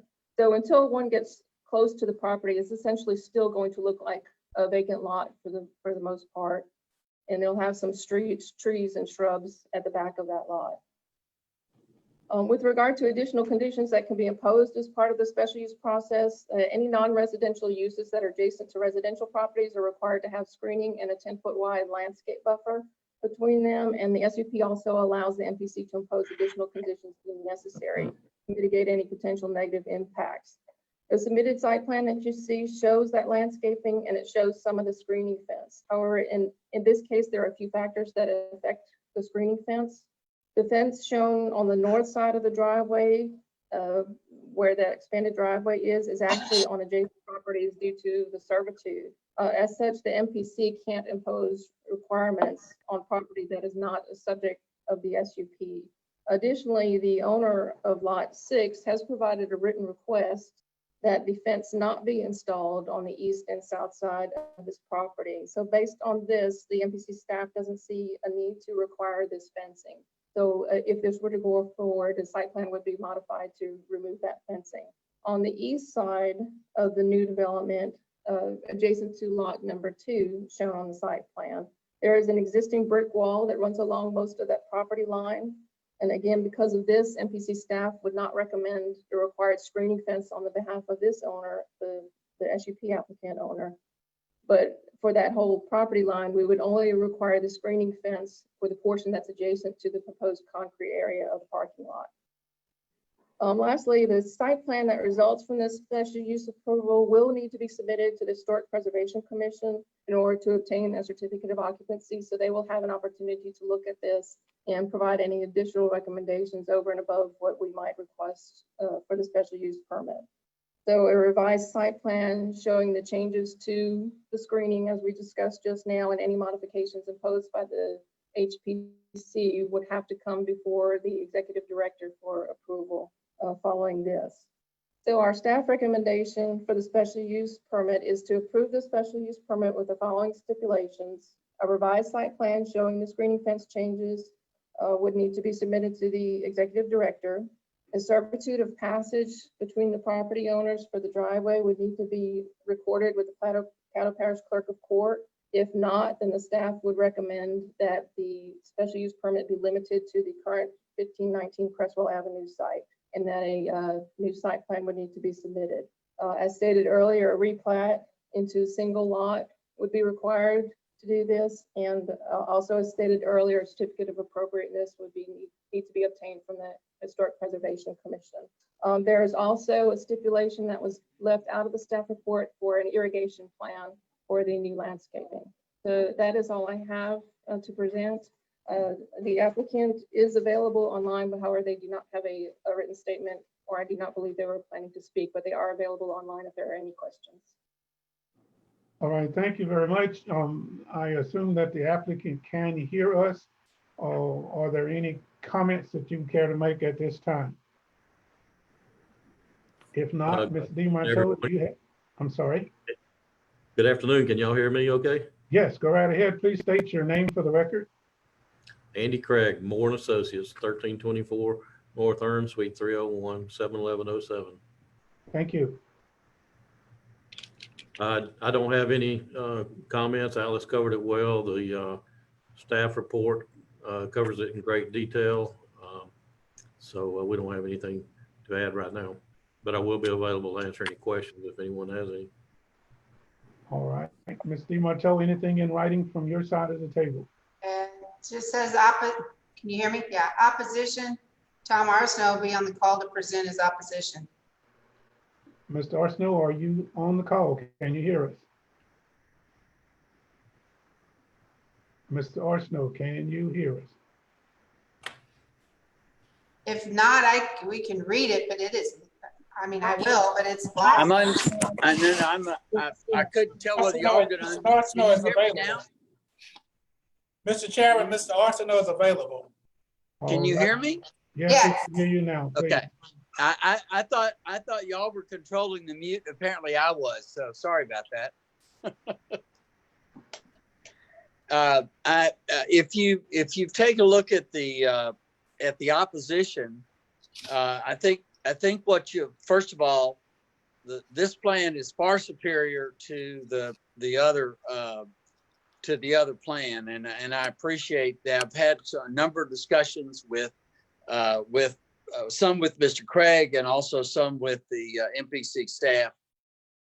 You'll see that I had suggested a potential alternative. I don't know if that has had a chance to do it, but what I believe is that a whole lot of money is going to get spent on this matter, on this parking lot, and nobody's going to use it because it is a very low traffic. It's going to end up being a very low traffic spot, and I hate to put Dr. Burnham to that, number one, and I really would prefer not to have the parking spill over onto the Jordan Street lots, because I think they'll be better for development if you don't do that. The other issue that my wife and I have is Elizabeth really believes that these lot lines that are drawn, with all due respect to Mr. Craig, are not accurate on the south and the east, and that they are too close to the Lot 6 property and further away. We actually have engaged a surveyor to follow up on that. The only way to really tell that is to have somebody like we've engaged Charlie Coyle to do it, and I think that will impact part of our decision in terms of the right of way. There are some advantages in that a right of way would give access. That this was an alley that was abandoned that we were not aware of. The city sent notice to an old address. We didn't get it, or we probably, certainly we would have opposed the closure of the alley, just because that's the only way we have to get to the back of the duplex property. So they're really more in the nature of comments. We would prefer that the Crestwell property be contained on its original location. That building's been there for nearly 60 years, and I suspect that driveway's been there for nearly 60 years and is more than adequate to handle the traffic that's going to that I think will be generated by this use. So that would leave Dr. Burnham to pursue something on the other lots that she has purchased without having to worry about parking for this facility. And I'll be glad to answer any questions. Mr. Arsenault, can we please tell us if that was a comment in favor or in opposition? I'm kind of confused now. Well, we would prefer that there not be any parking on that lot for the Crestwell property on that lot that faces Jordan Street. But we also would prefer that she not have to widen her driveway. Whereas we would prefer that it go right back to where it was on in 2018, where she had adequate parking. I think she does have adequate parking. All right, sir. Is there anyone else that's in opposition to the way this has been presented? Any more opposition? Ms. DiMarto, anything in writing as you can ascertain? I don't see anything unless I'm missing it. All right, thank you. Mr. Craig, this is an opportunity for a rebuttal if you choose to. I sent Alice, emailed Alice and Emily our rebuttal. Basically, we're bewildered by the continued opposition because we've worked with them and we thought we had what they wanted. I think I understand where they're coming from, but we've made revision sessions. They have. All right. May I ask Mr. Craig a question? This is Bessie Smith. Yes, Hey, ma'am. Ms. Smith. Yes. Have you met with any of the homeowners, talked with Mr. Tom Ostrano about this project? Yes, we've had several conversations. He's talked to Dr. Burnham, I believe, once. Anyway, but yes, we've been in contact with him several times. Okay. Any more questions? Yes, Mr. Craig, this is Chris Elberson. Did you all indicate the purpose of building the parking lot and what the like Mr. Arsenault doesn't understand the need for it and period that communicated? As we understood it, there were several more spaces needed to meet the parking requirements for that facility there. Dr. Burnham wanted them anyway, so she must have seen a need for it or just for her convenience. But I'd have to ask the staff if it's a requirement for the special use permit and site plan approval. Mr. We were Chair, not involved in the initial application on this. That's why I'm not real sure about the status. Mr. Clark? we will yield to Ms. Correa to share with you how Dr. Burnham wanted to become conforming. She was non-conforming and the parking requirements for becoming conforming. Please go right ahead.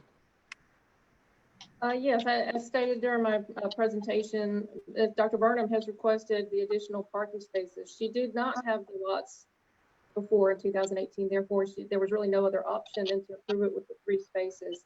However, the UDC requires a total of 9 spaces for a 2,700 square foot office use, which is what her building is. So therefore, that's why we're putting this forward. What she is presenting are the 9 spaces.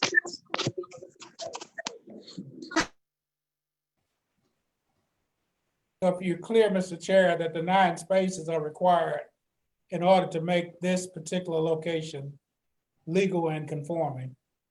Correct. All right, thank you. Board members, are there any other questions or comments relative to this particular case? All right, at this particular time, if there's no further deliberation, I'd like to call for a motion, please.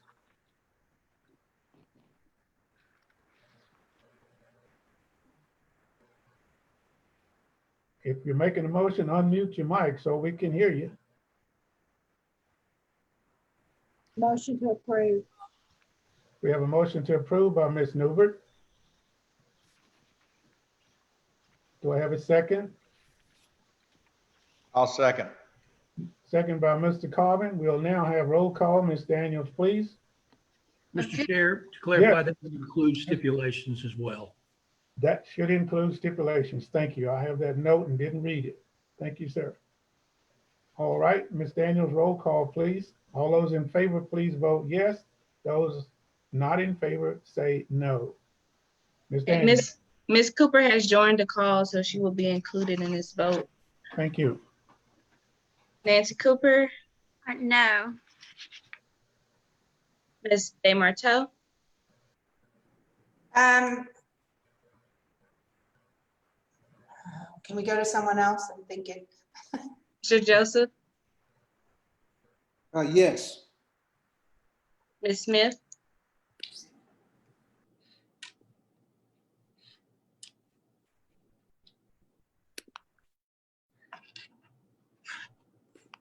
Ms. Smith, She's on mute.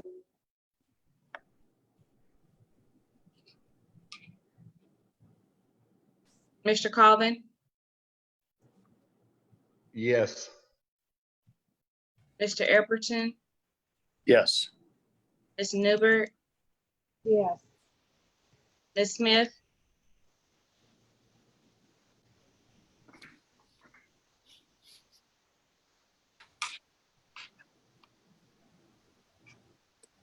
Ms. DeMarteau, Yes. Ms. Smith, No. Mr. Andrews, Yes.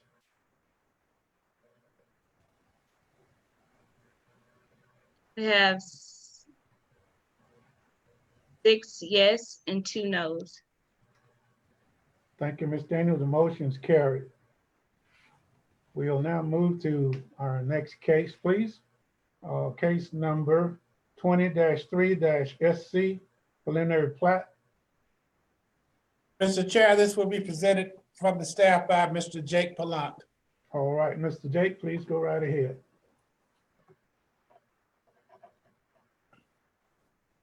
Good afternoon.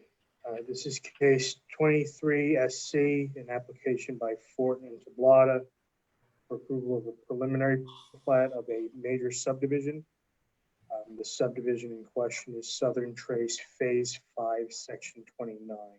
It's located on Forest Trail, which is off of the west side of Whispering Path Drive. The property in question is zoned R17 PUD, so it's a single-family residential plan unit development. It's surrounded by other R17 PUD properties. Across Wallace Lake Road to the west of this property is an RA district for rural agricultural. Emily, if you'd like to go to the master plan for the previous case. So this isn't the, okay, it's actually sideways, but I want to reorient that. So Wallace Lake Road is facing the west side. He's going north to south. The original plan unit development master plan was approved in 2015 under case number C1515 and P215. It had 2 different case numbers. The original layout for this particular phase, it's faintly outlined in red, but it had the roadway of Forest Trail. It connected 2 different sections of the development. As of now, they're proposing this to be a cul-de-sac. The original plan unit development was approved prior to the implementation of the Unified Development Code. So this subdivision plat has to adhere to section 106 of the Code of Ordinances for the city of Shreveport. The minimum lot size, if you want to go to the current plat, the minimum lot size for this district underneath the Code of Ordinances would be 7,200 square feet. This was previously for an R1D district, which translates to R17 under the UDC. The lots range in size from 13,484 square feet, which is lot number 44, to 19,755 square feet, which is lot number 39. This isn't including the lot 1,000, as that doesn't have to meet minimum lot size requirements since you can't actually build on it. But all the lots proposed meet those minimum lot size requirements. The property is not located within a flood zone. We have not yet heard back from engineering regarding their feedback, but it will be required that they provide input for the final subdivision plat approval. So we are recommending approval of this preliminary plat. All right, sir, thank you very much. Are there any applicant comments, either written or is there someone on waiting to talk? There's no applicant or public comments. All right. Having heard that, did you receive anything in the form of opposition for this particular case? Me specifically, no. Ms. DiMarto? No, I do not see any on the agenda. All right, thank you. At this particular time, are there any questions from the board members as it relates to Mr. Jake's presentation? Hearing none at this particular time, I'll call for a motion, please. Motion to approve. Motion by Mr. Carvin. Second. Second by Mr. Joseph. All those in favor, please answer to the roll call by Ms. Daniels. Ms. Cooper, Yes. Ms. DeMarteau, Yes. Mr. Joseph, Yes. Ms. Smith,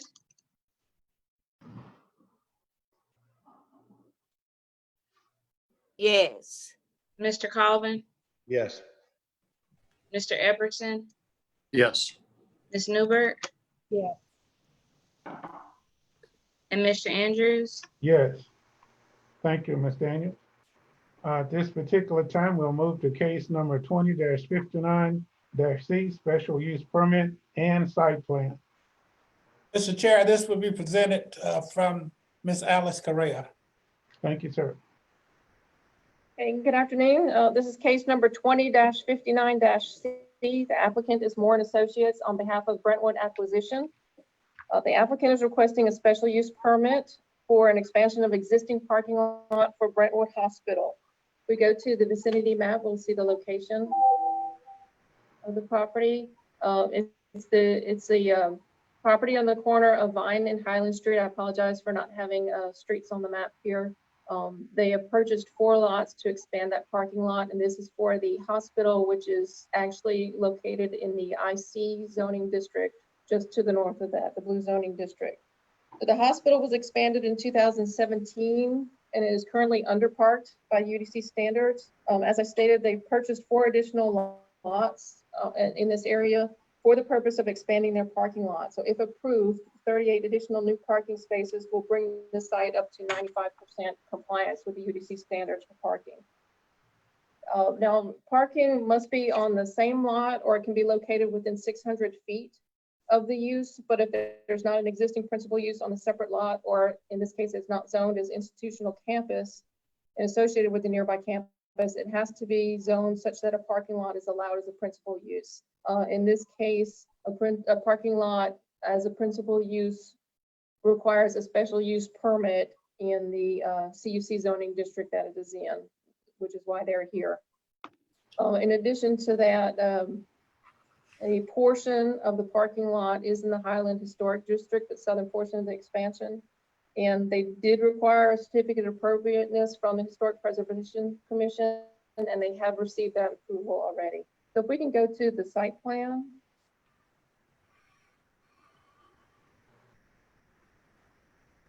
You could rotate that around for us.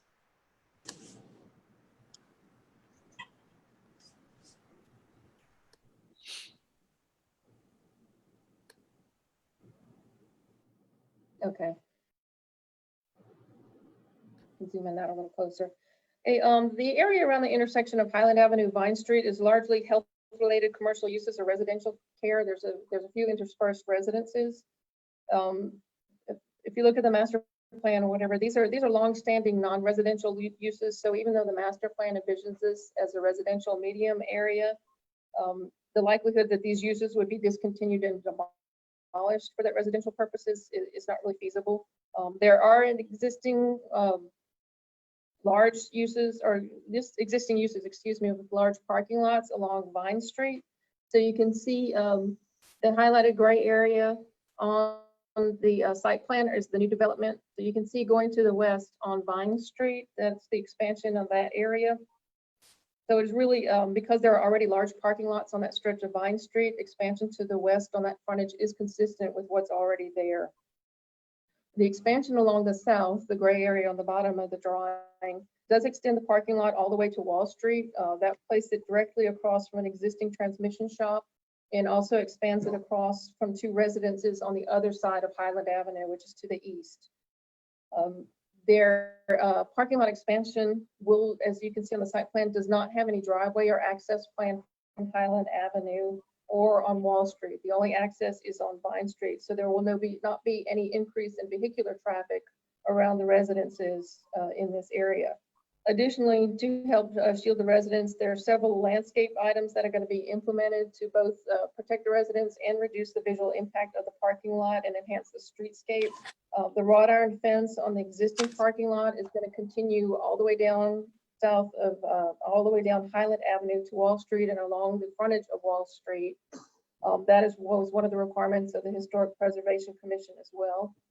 Parking lot edge shrubs will be installed on Highland Avenue, both for the new section and for the existing section, which currently does not have any.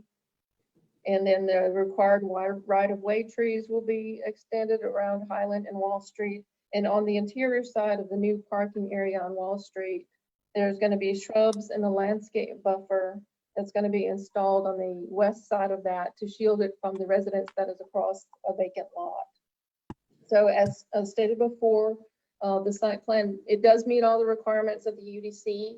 It has received approval from the Historic Preservation Commission. So this site plan that you're seeing does reflect what the Historic Preservation Commission has approved.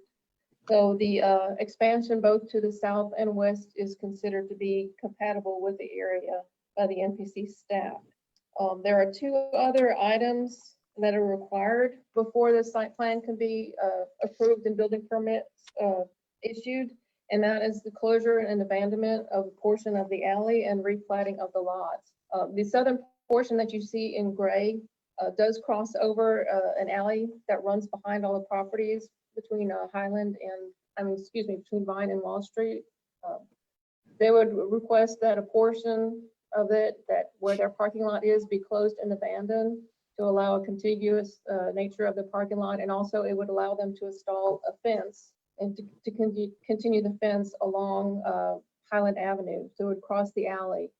City engineering only permits fences to cross the alley if the alley has been closed and abandoned. You're not allowed to put a fence across an existing alley. So that would be a stipulation for the site plan approval. In order to obtain building permits, continuous construction has to be contained within a single legal lot of record. So if the alley is closed and abandoned, all these parcels that you see before you will have to be combined into a single lot.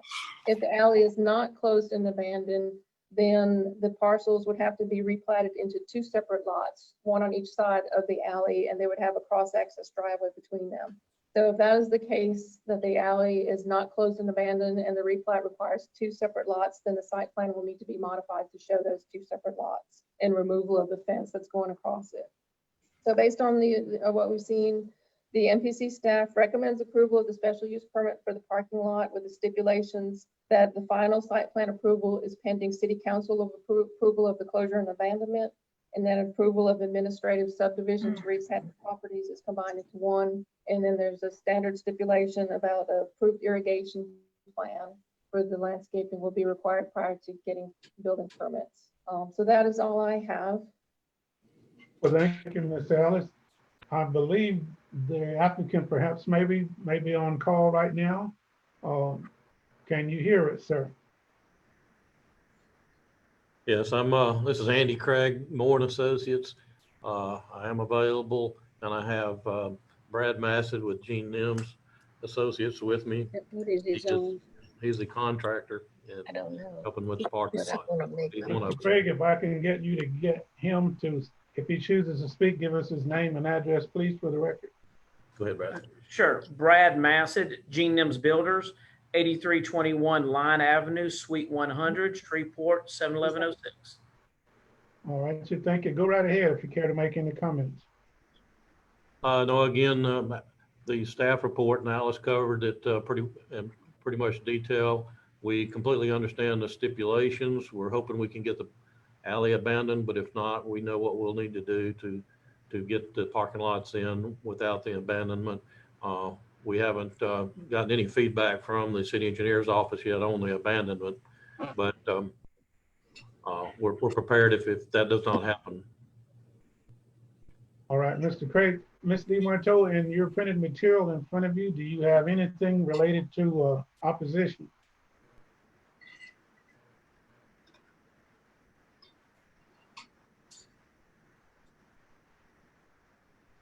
Ms. Leah.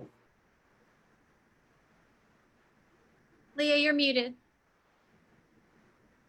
I think it automatically does that. I don't know what happens. But anyway, I want to confirm it's case 2059C, right? Right. Yeah. Yes, do you have anything? Yes, there is opposition. Would you? It's the statement of opposition dated June 26, 2020 from Luther Cox Jr., 512 Wall Street, Shreveport, Louisiana, 71101. Pertaining to this case, before the regional center on the corner of Vine and Cresswell, which is now vacant, the alley was concrete and extended from Highland Street to Cresswell, which allowed Mr. Pickett, who lives at 510, Wall Street, which is now a vacant lot, and myself access to our backyard. When I opened up my studio, the city required me to build a parking space in the rear of the home. If the alley was supposed to have a right of way, it is blocked, then I will no longer have access to my backyard. Currently, the alley looks like part of the two vacant lots on the corner of Highland and Wall, but they are not. The top two photos, there's 4 photos here, are alleys that are accessible from Highland. The photograph on the right runs from Highland to Cresswell. The photo on the left runs from Highland to, and then there's just a blank. The bottom 2 photos show the alley as it is now. However, it looks like the alleys that are in the top 2 photographs. Please do not block my entrance. Because of the parking lot for the vacant regional center, I have no way to get my vehicle to the back of my property. Sincerely yours, Luther Cox Jr. All right, thank you, Ms. DiMartolo. You're welcome. Any other opposition? Do you find any other letters of opposition? No, sir. All right, at this particular time, Mr. Craig, would either you or the applicant care to make a rebuttal statement? Go ahead, Brad. Yes, Andy and I did go over and we researched the opposition. Those top 2 photos are an alley that's about a block away, a block south of this property, those top 2 pictures. The bottom 2 pictures are the alleyway that is behind the parking lot now. There's a travel trailer at the end of this alley that is sitting in the alley.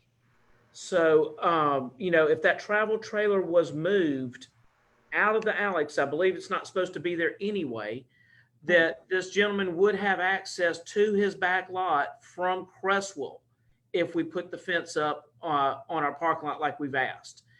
So he still has total access to his place. Now, the other part is, and we've sent pictures into Miss Alice, is that there are pictures of his backyard that he would need a tree company and a vine company to come clean it, because I don't know where the parking spaces he's talking about are, because we could not find them.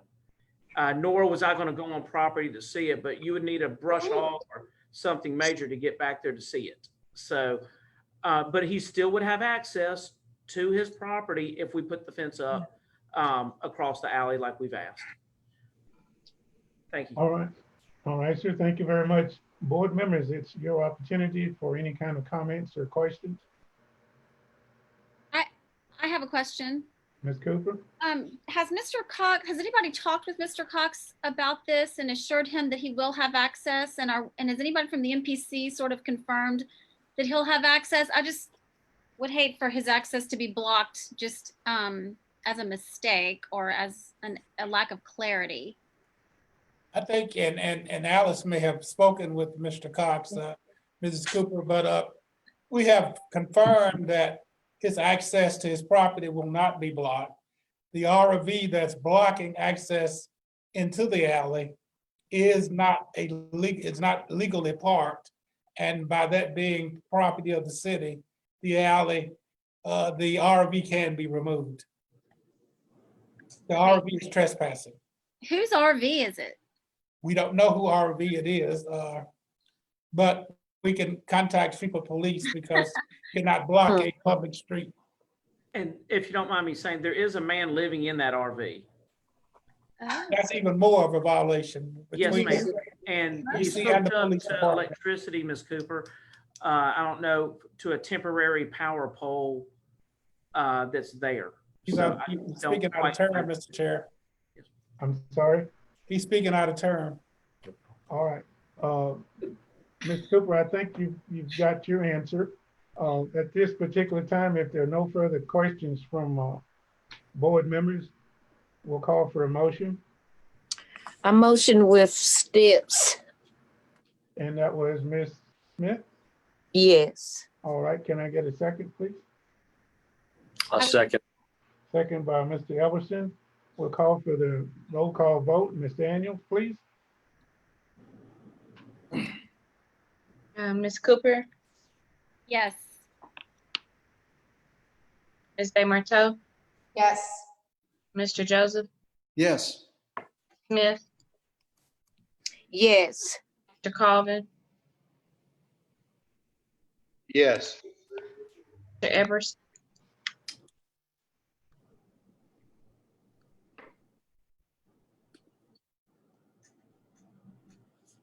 Yes. Ms. Newbert. Yes. I couldn't hear you, ma'am. Yes. Mr. Andrews, Yes. you have 8 yes. All right, the motion's carried. Thank you very much.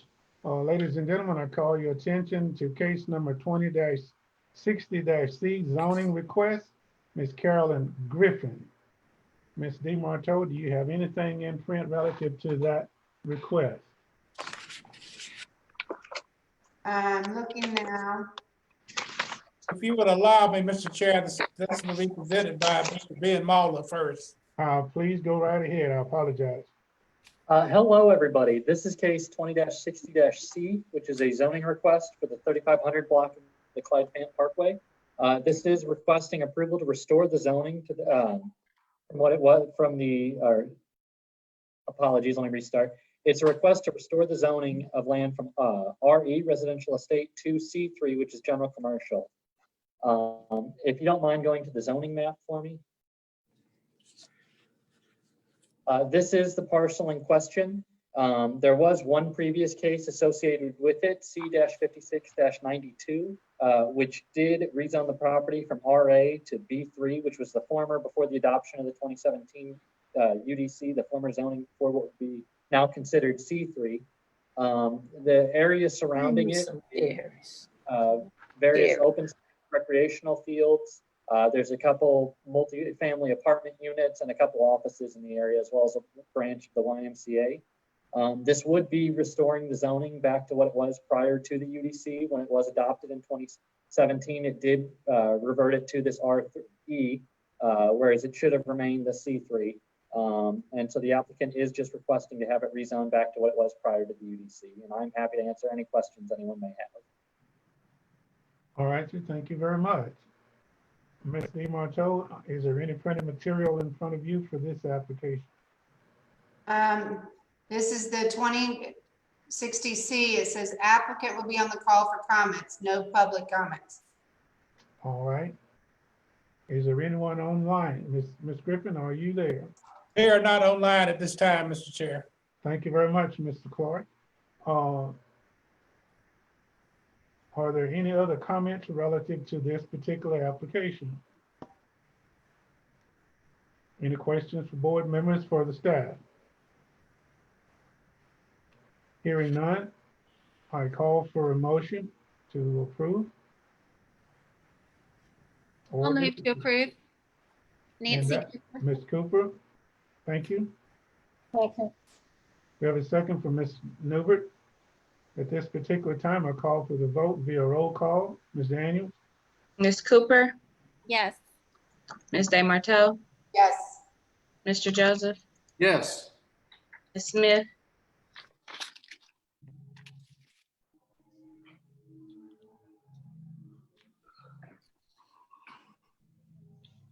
Mr. Colvin, Yes. Mr. Epperson, Yes. Ms. Newbert, Yes. Ms. Smith, You're on mute again. Ms. Smith, you're on mute. Yes. Mr. Andrews, Yes, thank you.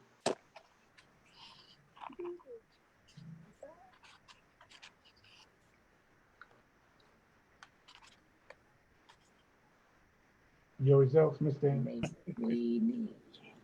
But they just don't have to see me. It was 8 yes. 8 yes. All right, thank you very much. The next case will be case number 20-51-C, I'm sorry, 20-61-C, special use permit and site plan, Vertical One Wireless. Mr. Clark. Yes, sir. This case will be presented by Mr. Jake Pallant. Thank you.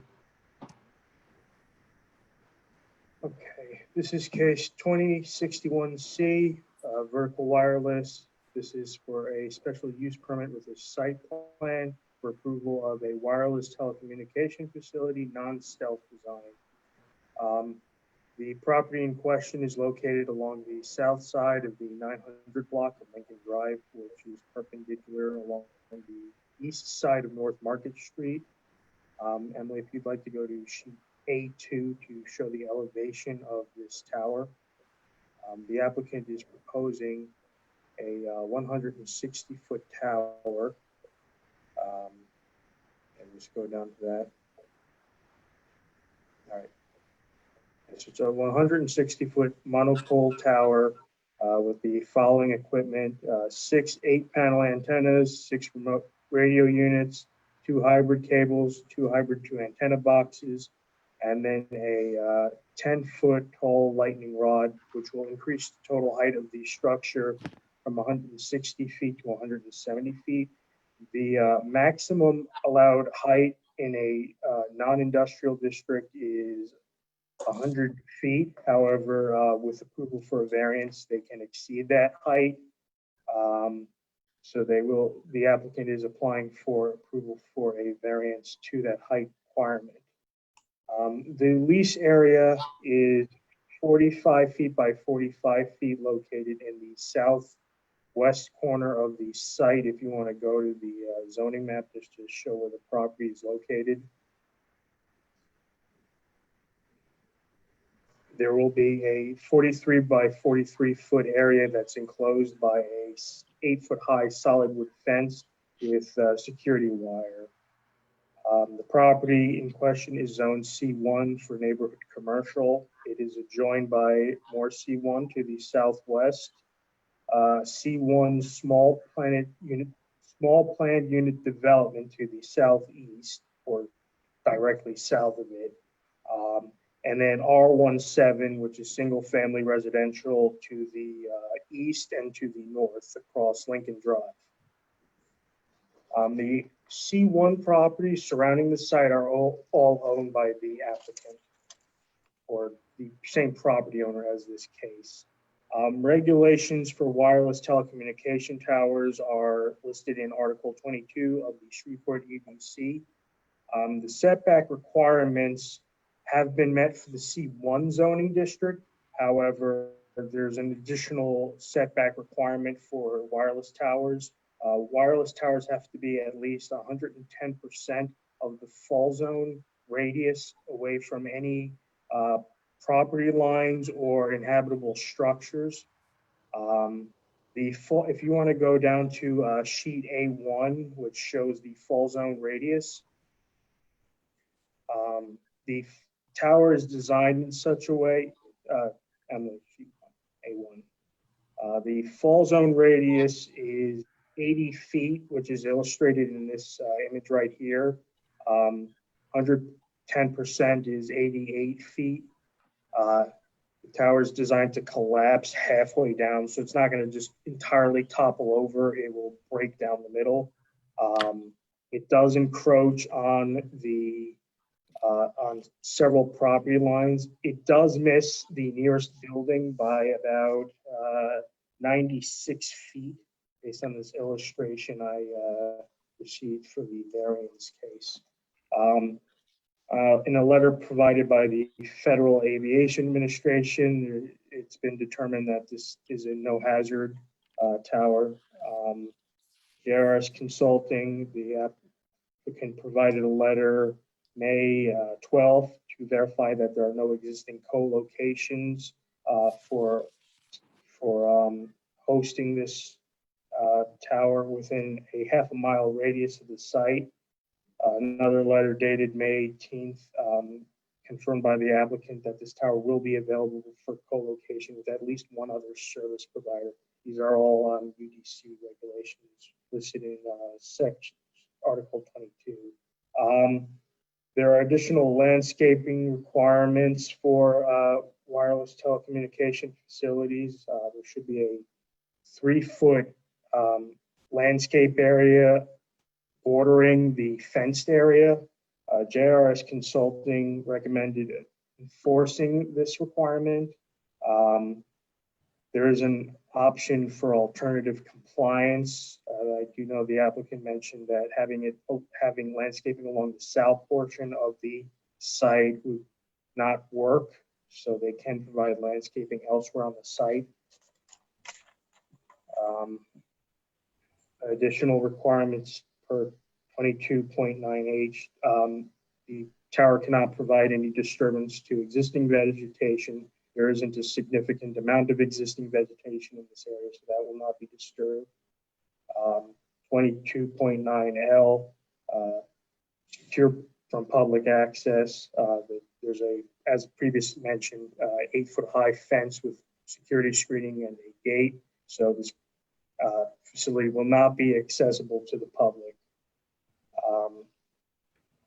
And furthermore, there's the authority to review and impose restrictions. Federal law prohibits denial based on radio frequency and health concerns. That's just a standard statement regarding cell towers. So we are recommending approval of this application with stipulations that the applicant receive ZBA approval for the height variance and the setback variance. Alternatively, the applicant could also replat the property, which will eliminate those property lines that the tower encroaches on. Since we're right now not recommending to waive the landscape requirements, a landscape plan will be required. The size of the landscape area is not sufficient enough to warrant an automatic irrigation system, so the applicant will be able to illustrate and provide a hose bib and water spigot as a form of irrigation for the plants and trees that are required for the code.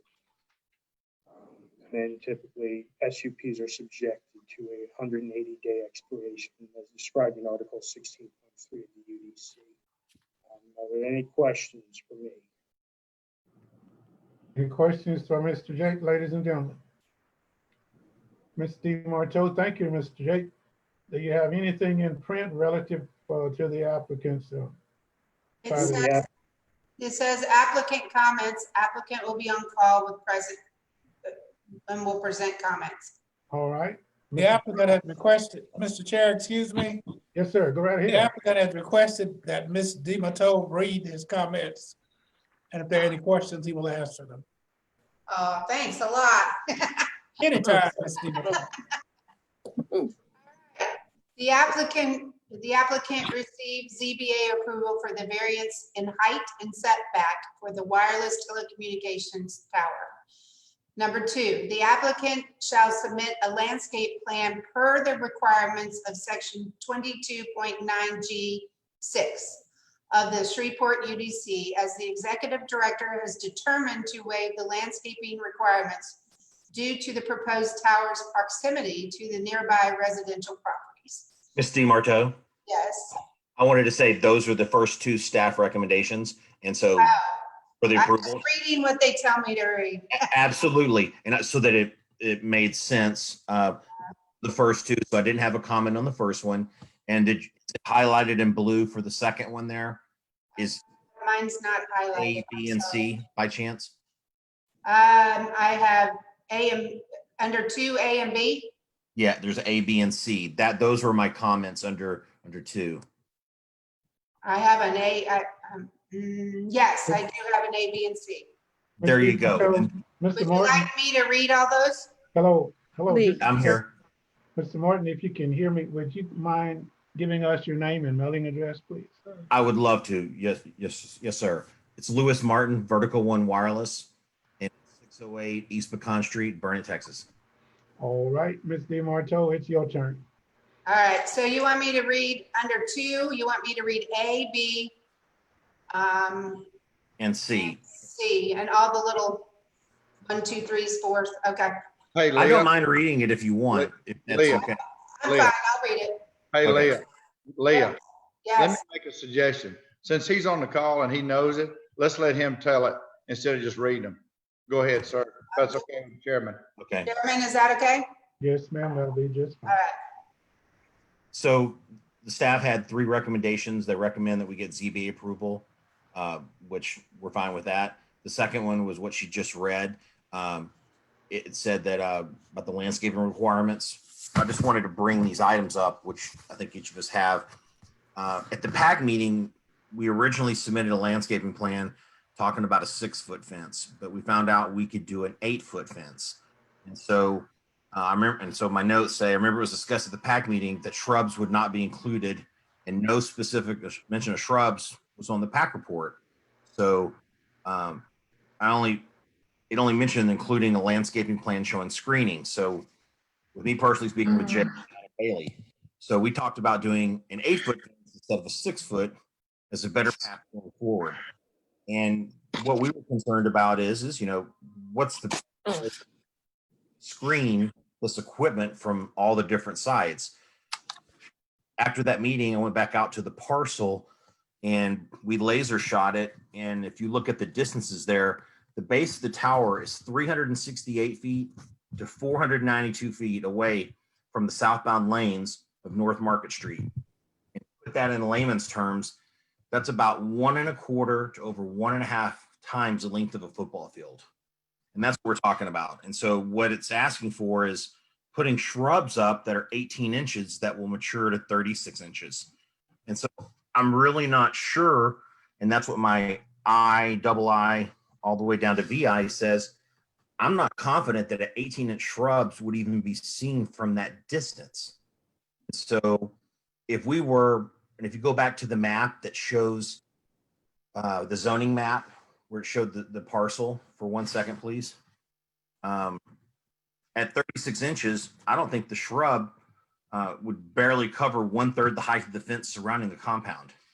So if you take the where it says SUP and site plan on the bottom right corner, you can see going due west, there's Market Street. So there's only a 3-second window when you're driving south on North Market Street that you're even going to see this tower. So that's a point I would wish that the MPC would take into account. And then if the point of the fence is the height of the equipment, which we volunteered to go from 8 feet to 6 feet, then what's the point of the shrubs? Just to hide the bottom 1/3 of the fence. So that's very kind of confusing. So I could see the argument for the shrubs at the compound were adjacent to the road, but it's not. It's 492 feet away from the southbound lanes of that. And then I went on to say, and I'm not going to read all these, I'm just going to skim through some of these. The operators of the cars would have to look at an angle of 60 to 90 degrees from the. Time has been met, Mr. Chair. All right, thank you, Mr. Chairman. Mr. Martin, I think basically we've got the idea where you are. At this particular time, Mr. Clark, any comments from staff members relative to some of the comments that were just presented to us from where you sit? I have one. Ms. Newbert? Yes, Mr. Martin. How are you? Those of us that are non-structural engineers, can you explain to us how a 170-foot tall tower will fall into an 80-foot radius? Yes, it's a 160-foot tower with a lightning rod that's 10 feet.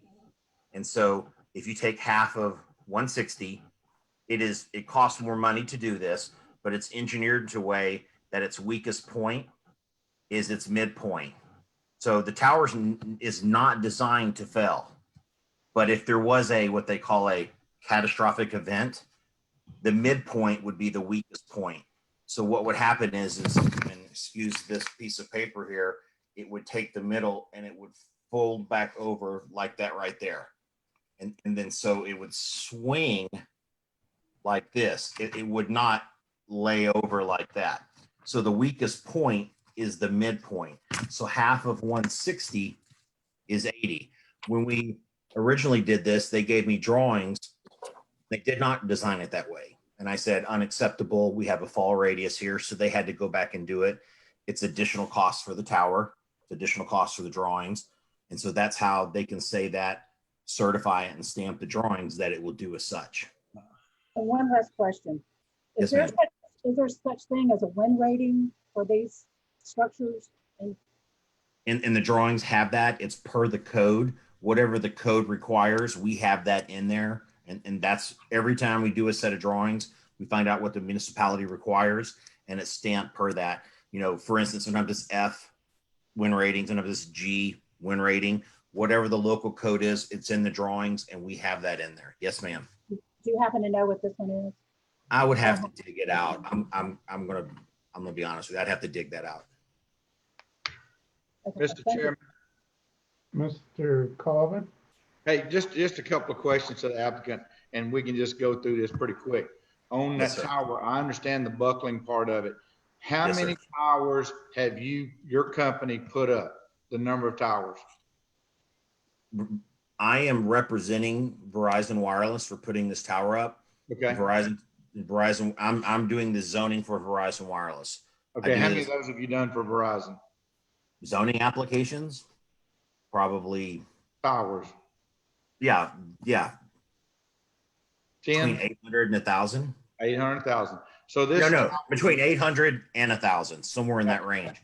Yeah. So you made the application and you know the rating of this tower. So you just think that this tower is in the top ratings or the middle?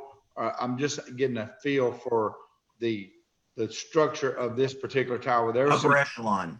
The fact that we redesigned it and didn't go with the standard tower out in the middle of a farmland somewhere. The fact that we redesigned it so it have a buckle point in the center. Okay, and I'm gonna ask one for the staff. Okay, Windsor, let me ask this to the staff. Alan Clark, on what he said about the shrubs and the fence and all that, I agree with this gentleman. A car doing 60 miles an hour down the highway is going to glance over the tower. Now, some of the residents close by may not like it, may not want to see the control towers and the control building at the bottom of the structure. But my question to you is, how can he get by without putting 500 feet of shrubs up and that much fencing around this particular site? I think, Mr. Colvin, that you have to take into consideration that this is abutting residentially zoned property and actually a residence. And basically the reason why landscaping and screening is required is to buffer this use from residential development of residential dwellings.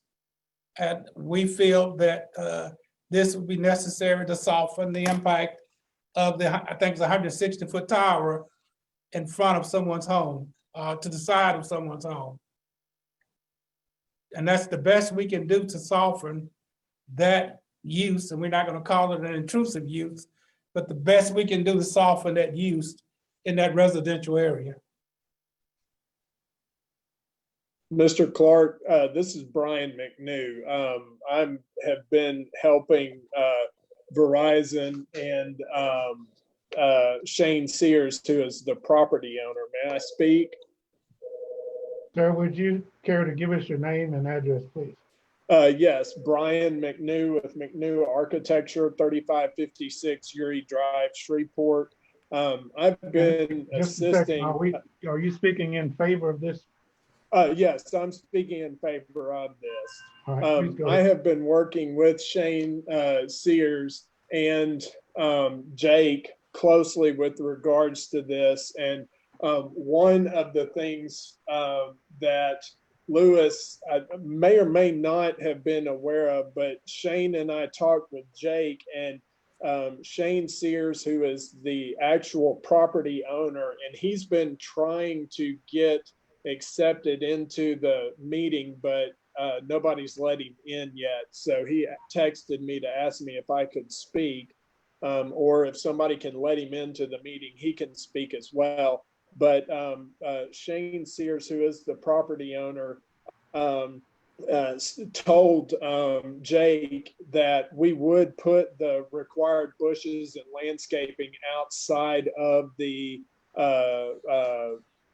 fencing there. So that is not a problem. Shane has proposed to take care of the required landscaping. All right, sir. Any other comments? I'm good. Thanks, Chairman. All right, sir. We were trying to figure out who this applicant was. We could never communicate with him, and that's why he was not allowed into the process, Mr. Chairman. All right, thank you very much. Board members, are there any other questions, or is there anyone who would care to speak in opposition to this project? Is there any opposition?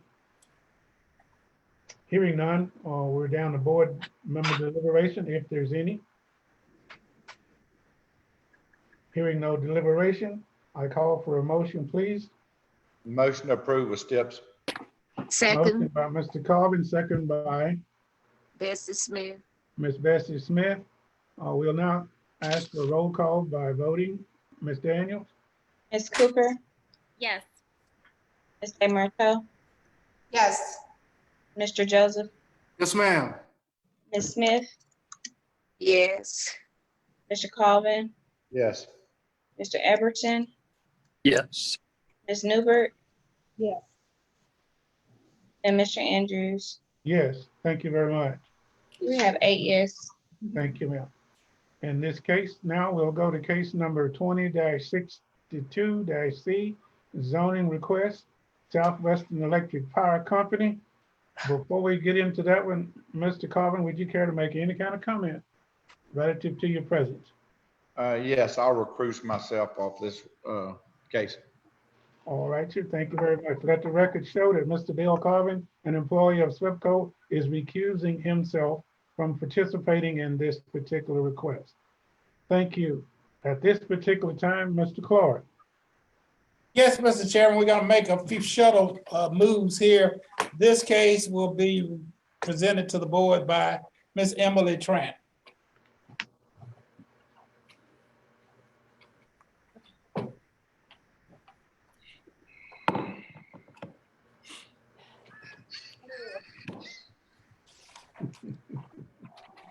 Okay. So this is an application, as we know, it's by SWEPCO. They are looking for rezoning approval from R17 single family residential to C1 neighborhood commercial. On the site here that is in the red hatching, this actually used to be the former Hillsdale Elementary School, which closed down in, I think it was either 2011 or 2012. And SWEPCO is looking to acquire this property from the Caddo Parish School Board. The property would be used for an office, and that office would be a continuation of the Shreveport Bossier Operations Center by SWEPCO, which is located here to the west. That property has been in front of y'all, and then with the MPC staff for various different applications to get that operations facility fully functional. And as I said, this office would be a continuation of that. The properties, as you can see to the north, the east, and the south are all other residential districts. And the C1 district would be the most appropriate commercial district to be placed here next to the other residential districts. And it would actually work as a better transition from the I1 district here.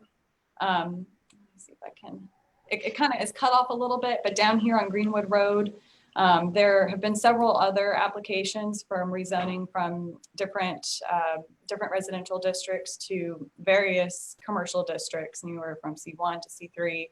And then again, you can't see it here, but there's even some other I1 districts. So because the C1 zoning district is not, doesn't bring any intrusive uses, and because it is kind of within the pattern of development in this location, I do recommend approval for it. And I just wanted to point out too, if you can see this small sliver here to the west of the subject site, that's R17, that will remain R17. It is not a part of this application. However, it doesn't, from what I can tell, it does not have any known owner, and there's no known uses. So right now, I'll show you, right now it's just a green buffer. So if SWEPCO were ever in the position to acquire that property, they could apply to get it rezoned, and then they could replat it into either lot. And then you wouldn't have to worry about the landscape buffer from the C1 district to the residential district. The landscape buffer that would abut the I1 district would not be a requirement here. So again, I recommend approval of this application, and if you have any questions, I'd be glad to answer them. Well, thank you, Ms. Emily. Ms. DeMarteau, did you have anything in print relative to comments on this piece of property? Confirm the case number again, please. This is 20-62-C. Okay, I thought it skipped. I couldn't find it. It says applicant will be on call, no public comments. Yes, and I cannot see from here, so you're gonna have to excuse me. I have to run up to the front of the screen and see if anyone else is on there, but I do believe we have Mr. Garcia, I believe, is on the call, and he may have comments. That is correct. I am on the call if anybody has any questions for me. Mr. Garcia, would you please give us your name and address for the record? Sure. Yes, sir. My name is John Garcia, and my title is a supervisor of real estate for AEP SWEPCO. I'm based in Corpus Christi, Texas, for AEP Texas as well. All right. Would you care to make any comments relative to this particular case? No, sir. Just to add, we are excited about the opportunity to be able to purchase this property to make it useful for the expansion of what we hope to see for some training center offices for that property adjoining this one. So we're excited about the opportunity. Once we're able to purchase the property, we'll work with the engineering design to see what we can accommodate as far as offices and training yards and equipment for our trucks and equipment to serve SWEPCO's territory there. All right. Well, thank you very much. Ms. DeMarteau, did you have any comments in print relative to this case? No. I have one, Mr. Chairman. Okay, Mr. Clark. We received a call from Bishop L. Lawrence Brandon this morning from Praise Temple Full Gospel Baptist Church.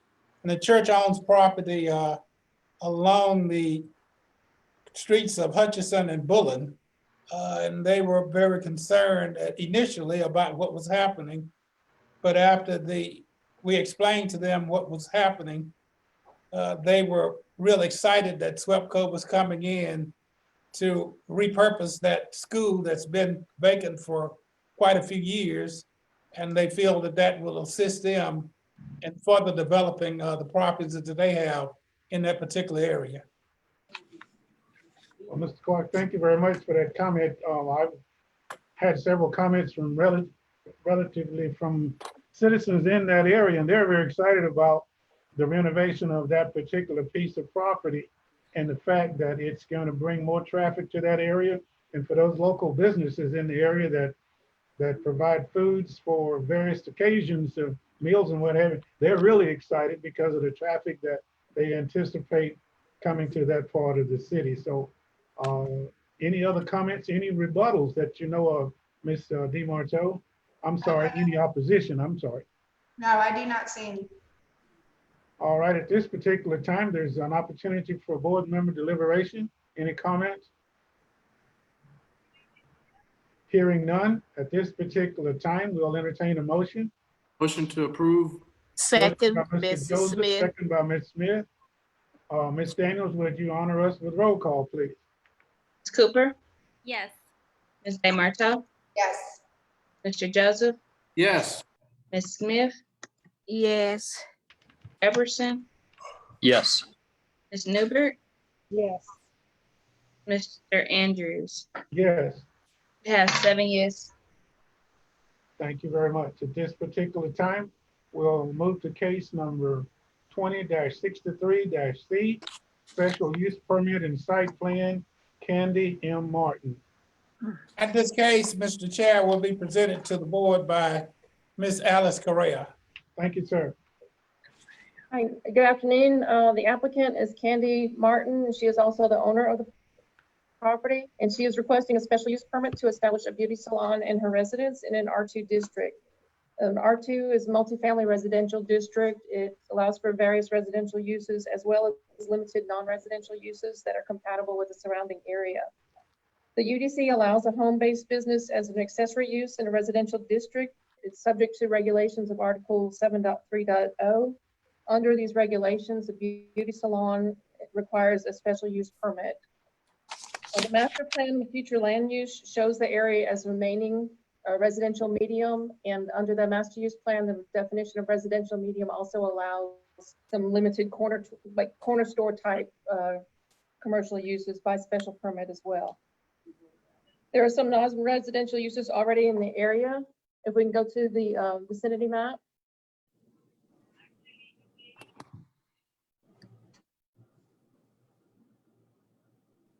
Okay, it's really not zoomed out at a very good scale, but just off to the left is Line Avenue. It's not shown on the map. So there are some residential uses. You'll see the big property across the street is C.E. Byrd High School. And in the next blocks of Gladstone to the west, just off the screen, near Line Avenue on Gladstone itself are an antique store and a former cleaners that was recently received a site plan approval to remodel into an ice cream shop. Some other non-residential uses that are mostly along Line Avenue, which is only 0.2 of a mile away, include antique stores, a tea room, a law office, a bank, a multi-tenant center with another antique store, arts and crafts shop, and architectural salvage shop with it. So, from a land use perspective, a home-based beauty salon in this area as a light commercial use would not be out of character in that area. Since it is a home-based business, as I stated, they need to adhere to all the different regulations of Article 7.3.0 for accessory uses. Some of these include that the business must be conducted by someone who lives at the house. The only residents that live there can be employed in the business. It cannot create greater vehicular traffic or pedestrian traffic than what would be normal for a residential area.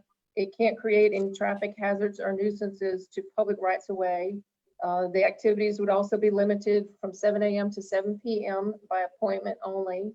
And for beauty salons and barbershops as a home-based business, they're only allowed one styling chair, one shampoo bowl. So you see by these restrictions, we purposely try to keep it contained and to have a very minimal impact to the surrounding area. If we scroll down to the site plan.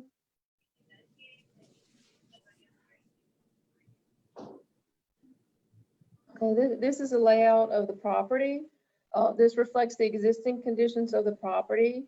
To the east side is a vacant lot that is also owned by the applicant. And the adjacent property to the west is a single family residence. And as noted, C.E. Byrd High School is across the street, which itself is a high traffic generator. So the proposed salon area is at the rear of the house, as shown in the site plan as a workspace, and it also will have an entrance from the rear yard. The driveway that runs along the side of the house all the way to the garage is a 124-foot long driveway, so the applicant does have adequate off-street parking to accommodate both the single-family residential use as well as any clientele coming to the one-chair beauty salon. So as such, there will be no adverse effects to any residential traffic circulation or the public right-of-way above and beyond what's already generated by C.E. Byrd High School across the street. There is the potential impact to the adjacent neighbor to the west, the single-family residence to the west. So based on that, the staff would recommends that a screening fence be installed from the rear of the property on that side. This would be on the right-hand side of the site plan drawing that you're looking at, from the rear of the property to the front of the adjacent residence, to the front facade of the adjacent residence. That would shield that residence from any cars coming and going up the driveway. Other than that, the staff doesn't see any need to impose any additional requirements for the special use permit. So therefore, we are recommending approval of the special use permit with the stipulation that the fence be installed as stated in a revised site plan showing that fence be submitted to the executive director. Do you have any comments or questions? Thank you, Ms. Alice. Ms. DiMartino, do you find anything printed relative to comments? Ms. Leah? I have, it says, make sure I have the right case, 2063C. Applicant will be on call. 2 letters of support were submitted. The first letter was just a general statement of support from Gordon Spigner. The other was received after the deadline and will be saved for the public record files. Now, this is for case number 20-63-C. Correct. Correct. All right. Thank you very much. Any other comments from board members? Is there anyone in opposition to this particular case being approved? Ms. DiMartino, anything in print in the form of opposition? I do not see any, no. All right, at this particular time, we're down to board member deliberation. Any questions from Ms. Alice, ladies and gentlemen? Hearing none, I'll call for a motion with steps to be included. Perchance you agree to this approval. I make a motion with the steps for approval. Ms. Bessie Smith motions to approve with steps. Second. Second by Ms. DiMartino. Roll call voting by Ms. Daniel. Ms. Cooper, Yes. Ms. DiMartino, Yes. Mr. Joseph, I abstain. Ms. Smith, Yes. Calvin, Yes. Mr. Everson, Yes. Ms. Newbert, Yes. Mr. Andrews. Yes. Have 7 yes. Thank you very much. At this particular time, we'll call for case number 20-64-C, zoning request, Carolyn Griffin. I don't know if on that previous case, Mr. Chair, Mr. Joseph wanted to share with the board the reason for the abstaining. Yes, sir. It's a stone's throw from my house. Okay. Just something for the record. That prevents you from having to write a letter. Let me tell you one from experience. Okay.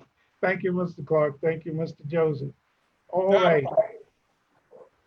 I think we received a call from Ms. Carolyn Griffin that she is available for comments, but this case will be presented by Ben Moeller.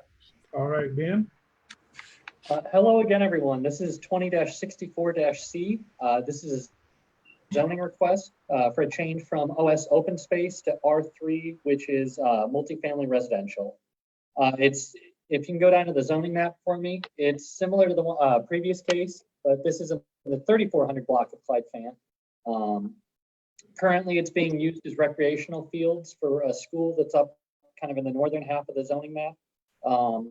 It had a previous case go through C-57-90, which approved the R3E zoning from RA, which would then cause the eventual rezoning application that we have today. The surrounding area does contain a lot of kind of open space areas. There's the offices directly across the street. And then there is that existing R3 development that is abutting it to the southern half of the property right there. This would be reverting back to the zoning had before the adoption of the 2017 UDC. And so that is why the request has been asked for. And because of that, the recommendation is approval from the MPC. And I'm happy to answer any questions anyone might have. All right, thank you very much. Mr. Clark, you indicated that Ms. Griffin may be on the line. Do you know if she's on? We continue to get information that she is, but we haven't been able to contact her, Mr. Chair. All right.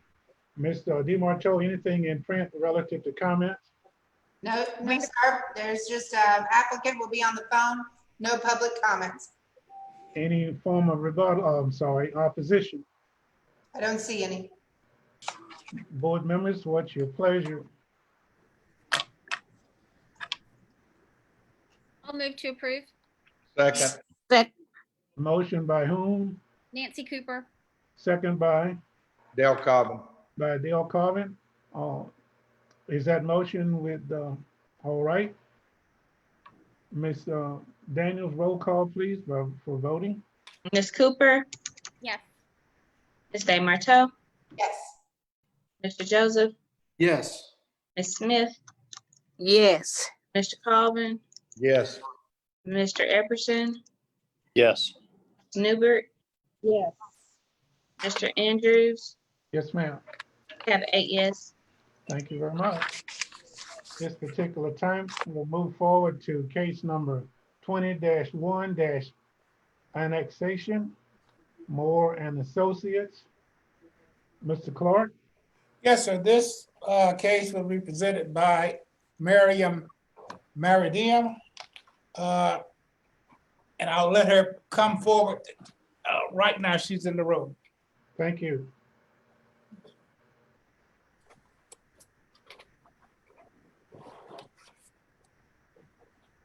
So the applicant is a request to annex 2 parcels to the city of Shreveport.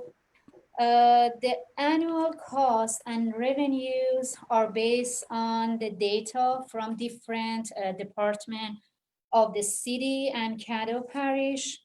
And as you see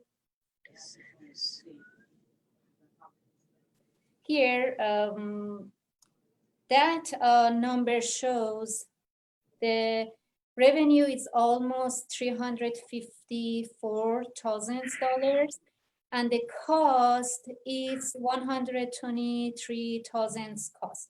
So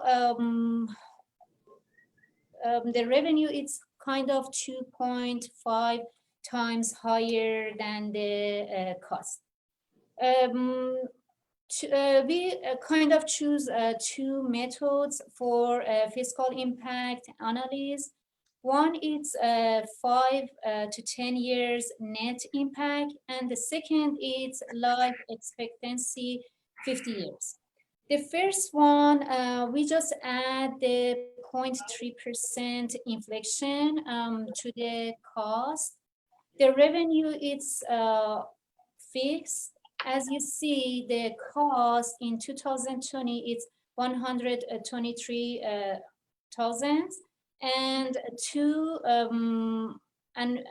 for the years 2030, it's 165%. And if we see the average net impact, it's almost 200,000. That it's kind of less than the revenue for annual. The second method, we kind of assume if 40% of revenue could cover the cost, it could be beneficial for the city. So the annual cost shows 150,000, and the 40% of the cost is come to 140,000. So you will see the 40% is higher than the cost. Could you, Emily, back to the map, to the first? Yes. So by this kind of impact revenue, we will see the site has 2 parcels, and in the north and west, it's kind of adjacent to the Shreveport, the city, and in the north and east, it's in the Caddo Parish. Next. Here, it shows in the left that the location of the property as a whole of the city. And two parcel as a whole, it's 43.9 acres. And on the north, it's the zone, it's R112. In the north, it's RE, and in the current zoning district for the parcels is RE. And you can see in the picture, the north parcel has a single family, but the south one is on development land.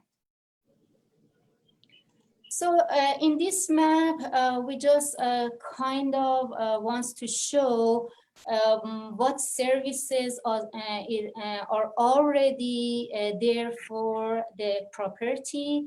It's water, sewer, they have the connection in the north of that. We have the fire protection, and there is, this map shows the road that access to the property, and it's already there. If annexed or not, it's maintenance by the city. We don't have any high risk flood zoning for these two parcels. And now Adam, take it. Thank you. Thank you, Miriam. Miriam did a great job in doing all the analysis and research for this project, and concluding the staff report based on that analysis. The findings that the staff report states is that no new services will need to be added. The city can efficiently and naturally service the area. Ellerby Road is accessible to the property and is currently maintained by the city. It's going to continue to be maintained by the city regardless of whether this is annexed into the city or not. The style of the proposed development for the property will be consistent with the existing development style in the area. As Miriam alluded to in the maps, there's an existing development in the northwest off of Ellerby Road. Annexation of the property will be a source of tax revenue for the city. Without annexation, the tax base may continue to decline, causing levels of service to decrease. That doesn't mean necessarily for that area, but for the city as a whole. Currently, the number of code violation reports for the area is 0. That means that no code enforcement or zoning violations have come into that area. The fire department, both in the city and the parish, has minimum response for the area surrounding the property in the last few years. The same goes for the police department as well as Caddo Sheriff's Department. And the fiscal impact analysis shows that the revenues are almost 2.5 times higher than the expenditures. The approval criteria in which the staff reports states, if you go to Exhibit A, list 10 items for the most part. All of those items are met with the exception, I think, of B, which talks about the master plan. We thought that it was inconclusive. As it states in the master plan, the vision and principles call for focusing 50% of the development and reinvestment within the core of the city, whether in the form of neighborhood serving business or revitalized neighborhoods. This property is located adjacent to the city's boundary, but you also have to look at that the master plan calls for 50%. There has been both development here recently that's both inside the core and outside the core. The reason why we found that it was inconclusive is that the master plan also says that all new residential development should be adjacent to existing development, which this proposed development does. And while the proposed development's parcel configuration is inconsistent with the master plan as it comes to rural enterprise on the future land use map, this proposed development is consistent with the existing residential style and development pattern. Therefore, MPC staff recommends approval of this case. All right, ladies and gentlemen, thank you very much for that presentation. Ms. DeMartello, do you have any comments in print relative to that, or do we have anyone else who care to speak in favor of this application? Ms. Leah? I'm trying to Am I not on, am I on mute? No. No, I got you. Go ahead. We can hear you. I'm trying to, I can't click on the darn thing. And so it's case number, I just want to make sure, case number 2064, I mean 20-1 AXM, right? Correct. Applicants will be on call, no public comments. I'm going to make an assumption that Mr. Andy Craig is on for this particular one. Is that right, Mr. Craig? Andy? He's muted. Andy, can you hear us? Yes, I finally found the button. Okay. If you'll tell us who you are and address for the record, please. Andy Craig, Moore and Associates, 1324 North Hearn, Suite 301, Shreveport 71107. As Adam said, I can't do a better job than what Miriam did on her study and the information she presented. Of course, we would like to be developing out there for the residential subdivision, and we would prefer to be annexed. All right, sir. Mr. DeMarteau, did you find any other comments? No. Any opposition? No. All right, at this particular time, board member deliberation. I have a couple questions. Ms. Cooper? First of all, I wanted to verify, is the development going to be purely low density residential with no commercial uses, no mixed use? There is no plans for commercial at all. So the tax Right. revenue is going to be based on just strictly on these households. Staff will have to answer that question. Property Okay. tax, yes, property tax from the household. Right. So I just want to ask again, how we got the revenue numbers. What was included in that property, in that revenue number? I'll let Marion come back and no, go into details. Okay. Yeah. The revenue is include the tax of the house. It's the solid waste bills that they send it to the residential, water and sewer. It's all included to the revenue. So when you say tax to the house, Yes. Yes. Pardon? I'm just curious. I don't know what you mean by tax to the house. Oh, okay. The city tax. Okay, so it's separate from parish? Yes, it is. But is it? This is, it's not included the Caddo parish tax. This is only city property taxes, Ms. Cooper. Okay. I have a question. Is it based on 100% sale of all the houses? Yes, okay, sorry, yes. It is based on 100% occupancy taxes? Yes, ma'am. It's a full developed. Yeah.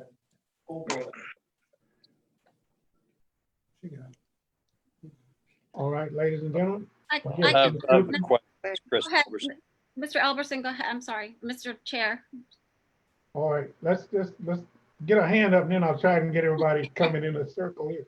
All right, Chris first and then Ms. Newbert second.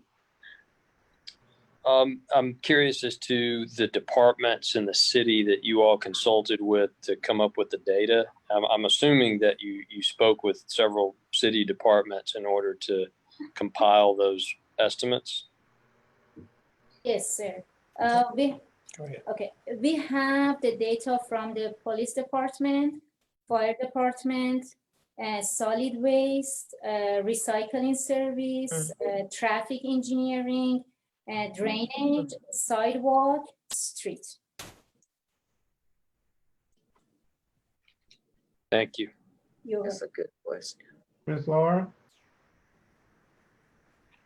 I just wanted to make sure I was clear on the answer to Nancy's question. Was it, Leah, I'm not sure of who you know. Was this based on 100% occupancy? Yes. Is that what you said? Yes. Okay. Is it time for discussion yet? Yes, ma'am. Please go right ahead. Is it my turn? Do you have a motion, Mr. Chair, just out of curiosity? Don't have a motion yet at all. We're still in deliberation. Ms. DeMarteau? I want, and I don't know if we need a motion before I comment, but I want us to think about about this a little further, because since it is based on 100% of sale of all the homes, and we have a diminishing, unfortunately, population. We're amidst of a pandemic, which I don't know if that's good or bad for house sales, but I know there's plenty of houses on the market. And also, I don't know if it took in account for deferred maintenance. And it's the deferred maintenance is the cost of services of the infrastructure that the city needs to put back when the bill comes due. And that is right now in our city, if the tax dollars are wanted and needed, but there's immediate uses. So we tend to use that tax dollars because we have a deficit on what the immediate needs are, understandably so. But then we get ourselves in a bigger hole because 50 years, 100, whatever years down the road, unless something drastically changes, we do not have the money. So I'm thankful for all the education that the MPC has provided on annexation, the pros and cons, and I have done a lot of studying on my own. So I know it sounds real enticing. The tax dollars, especially now, sounds enticing. But please keep in mind that we're kind of, might not fit. It might really not cover what we think it does. All right, thank you, ma'am. And before we call for a motion, I see another hand going up. Ms. Cooper? Yeah, I just want to share in some of those concerns based on the education that our board is sort of late in getting since we have just started taking annexation cases. This kind of runs contrary. Y'all's recommendation seems to run contrary a little bit to what the American Planning Association materials are saying, where they're saying things like areas that are almost entirely residential, their taxes usually are insufficient to support urban the urban services. The cost revenue studies typically don't support that type of revenue analysis. So I don't know, I guess it's hard to look at that revenue analysis right now without understanding it better about where the numbers came from. And I'm concerned about the assumption that it is going to, that those houses have to be fully owned and it has to be a taxpayer living in them. And the fact that we aren't growing and there's a lot of houses on the market. And I don't know, mostly I think I'm just concerned with the fact that this does seem to run contrary to the trend. And another thing is that they didn't need any more water stations or infrastructure for that because it's already out there. But that would it'd be taxing on, not taxes and money, but on the systems that are already there. I think we need to keep that in mind too. Yeah, Leah, that's one of my concerns is that looking at the budget constraints, even with this revenue flow, there won't be additional people hired to do those jobs, but it'll just be more strain and responsibility on those systems that exist now. And I think. What was the last part, Laura? That it would be more strain. In other words, there would not be more people hired. You would have more work spread among the same amount of people that are in place now. Thank you.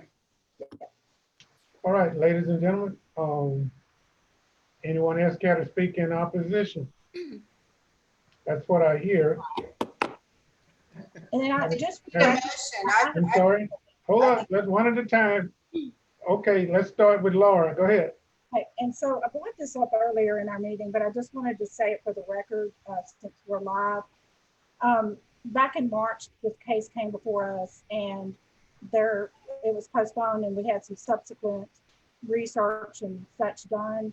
But now the staff is recommending approval on this, and in May it was recommended for not approval. So I'm just kind of like Leo, just kind of having a hard time figuring out how that really fits into the core of what we're doing with the infill, and keep expanding these boundaries and expecting a stressed and unhealthy system to be able to support it. So I have some real concerns. Okay, anyone else in opposition? That's the way it sounds. All right, Mr. Clark, any comments from the staff? Well, what happened back in March was that we had very limited information and we had very limited tools to operate from. And we were sort of following a pattern. Up there in this.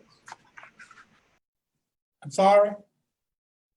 We were following a pattern of basically limited to no annexation beyond the core in the city, because all we had was very limited information. Contrary to what you may believe, the community planning staff has done 3 months of extensive research. We don't profess to be consultants. We don't profess to be strong towns or any of those type of agencies, but they have done extensive research to come up with fiscal impact analysis to determine whether or not the annexation of this particular property would, in common terms, dollar out and actually provide additional funding for city infrastructure and so forth. And what they have found in their research is that it does, and that led us to support the annexation of the property. Now, one of the things that may be considered, and we don't know how COVID-19 is going to impact anything in the future. We cannot just assume that everybody will not survive and there will be no purchases of the property. This is attractive real estate. This is prime real estate. The developments out there have done quite well if you're familiar with that area.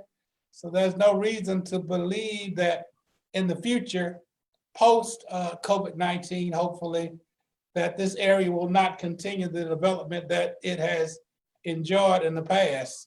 So based on all of those conclusions, and we've had extensive discussion here in the office.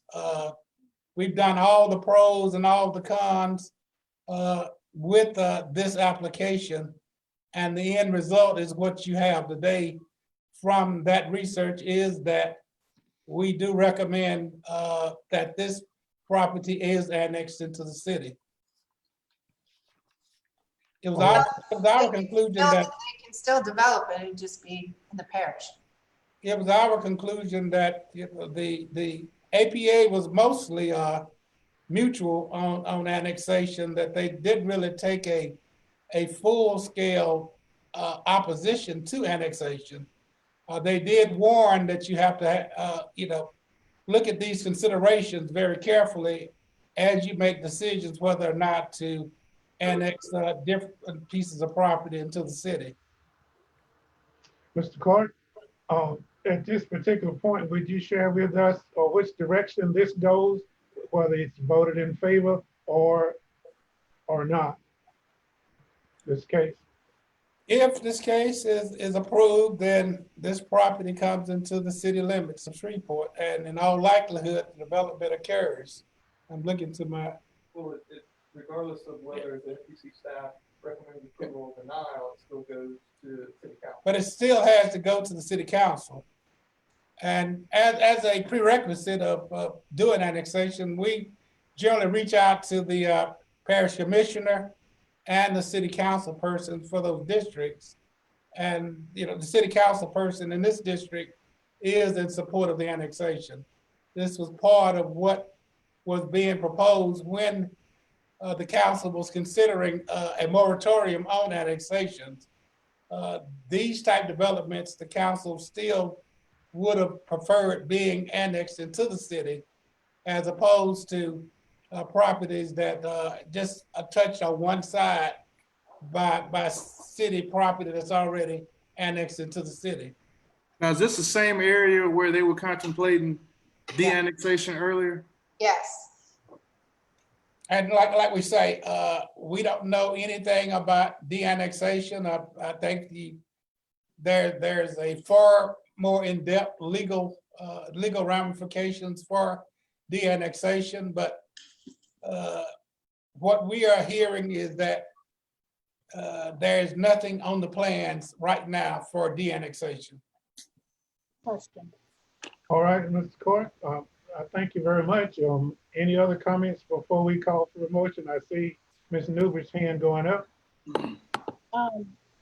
Mr. Clark, I know you said you don't have much information and knowledge on de-annexation, but do you happen to know what happens to utilities and things of that nature if they're installed and a de-annexation occurs?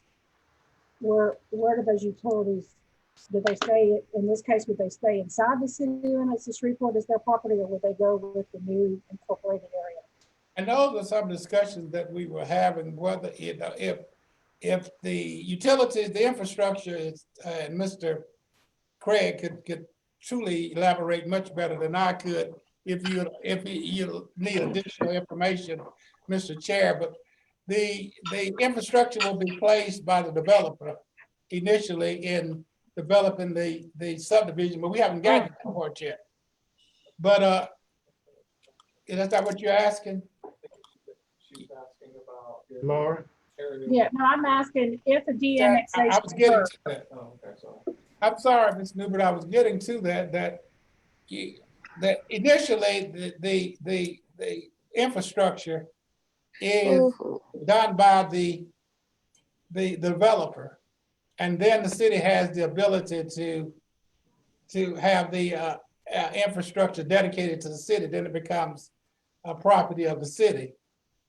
That was what I was talking about. The attorneys are saying that there comes the legal ramification, what happens to property that belongs to the city of Shreveport in the event and at such time if the property decides to de-annex. It's not as simple as they just de-annex and take the utilities with them. Well, I know there's an active group to de-annex that, how they, you know, what they're doing and how they're proceeding, I don't know, but there's an active group that's doing that. And we are aware that there is some discussions about de-annexation, but we don't know if that's going to happen. There's a whole lot more involved than them just deciding that they want to de-annex and take all the property and all the utilities with them. We will be happy to, I will ask Adam and the community planning group to research de-annexation if you're interested in hearing more information about de-annexation. I am, yes. We'd be happy to ask them possibly at the August meeting to provide some information about de-annexation. Well, all right, ladies and gentlemen, here we are. We're at a point, I think. Any other discussion? If not, we'll entertain a motion. I have a motion to deny. We have a motion to deny. Is there a second? Second. All right, we have a second by Ms. Newbert. We will have a roll call vote. All those voting to deny this particular request say yes. Yes. All those in opposition say no. Do I need to repeat that? If you're voting in favor of the motion to deny, vote by saying yes. Ms. Daniels, roll call, please. Oh, what do we got? Okay, I see it. Why are we doing roll call? That's how you vote. Why are we doing roll call? We have to vote on the motion, don't we? I think we always do that. We've been doing the voting that way. Give me if I can vote. We've been voting on each case by roll call, Ms. DeMartello. It's just a vote call. Ready? Ms. Daniels? Ms. Cooper, Yes.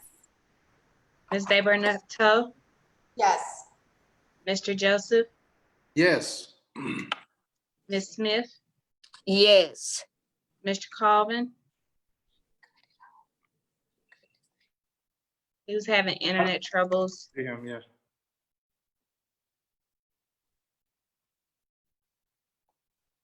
Mr. Colvin, I thought I heard him. thought I did too. I'll come back. Mr. Everton, No. Miss Newbert, Yes. Mr. Colvin. Let's just leave him out of this vote. And Mr. Andrews, No.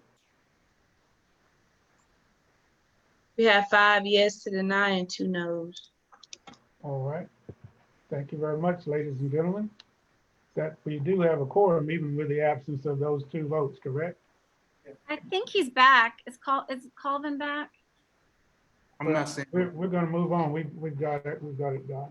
I'm sorry. Can I get the final vote? I couldn't hear it. I'm sorry? What was the final vote? I didn't hear it. 5-2. Okay, thank you. Thank you. Okay. All right, we're ready for case number 20-78-C, Code Text Amendment. Mr. Clark? Mr. Chair, Mr. Adam Bailey will present these code text amendments. Mr. Bailey. Keep this very short and brief. As you all know, we've been on a little bit of a code text hiatus in 2020. Unfortunately, periodically revisions are required to reflect the changing nature of business in our area. The First Amendment deals with extended uses to resolve questions regarding how extended uses are currently governed in the UDC. We're proposing an amendment to Article 1 and the transition rule. It'll bring clarity to how existing extended uses are transitioned and will allow them to continue to operate legally as a permitted use. Amendments 2 through 4 have to do with outdoor storage containers. Currently, there's dual language in both the city code as well as the UDC concerning outdoor storage containers, also known as pods.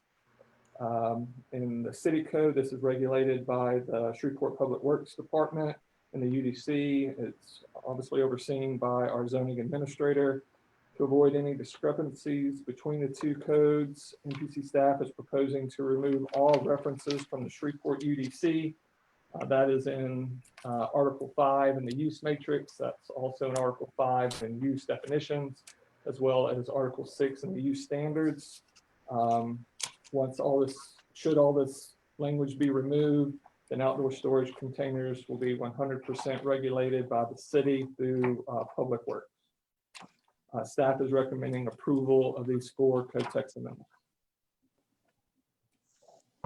All right. Is that it, Mr. Bailey? That is it, Mr. Chair. I'm sorry? Yes, sir, Mr. Chair. That's all I have. Do we have any comments from board members? All right. At this point, we'll call for a motion. Hello? Motion to adjourn. No, we gotta finish this first. Not yet. I need a motion on Mr. Bailey's presentation. Let's do that first. Sorry, that was funny. I'll move to approve. Motion by Ms. Cooper. Do I have a second? Second. Second by Mr. Joseph. Ms. Daniels, roll call vote, please. Ms. Cooper, Yes. Ms. DeMarteau, Yes. Mr. Joseph, Yes. Smith, You broke up one time, Ms. Daniels. Who is it? Smith, I don't see her right now. and I have quorum. Mr. Colvin,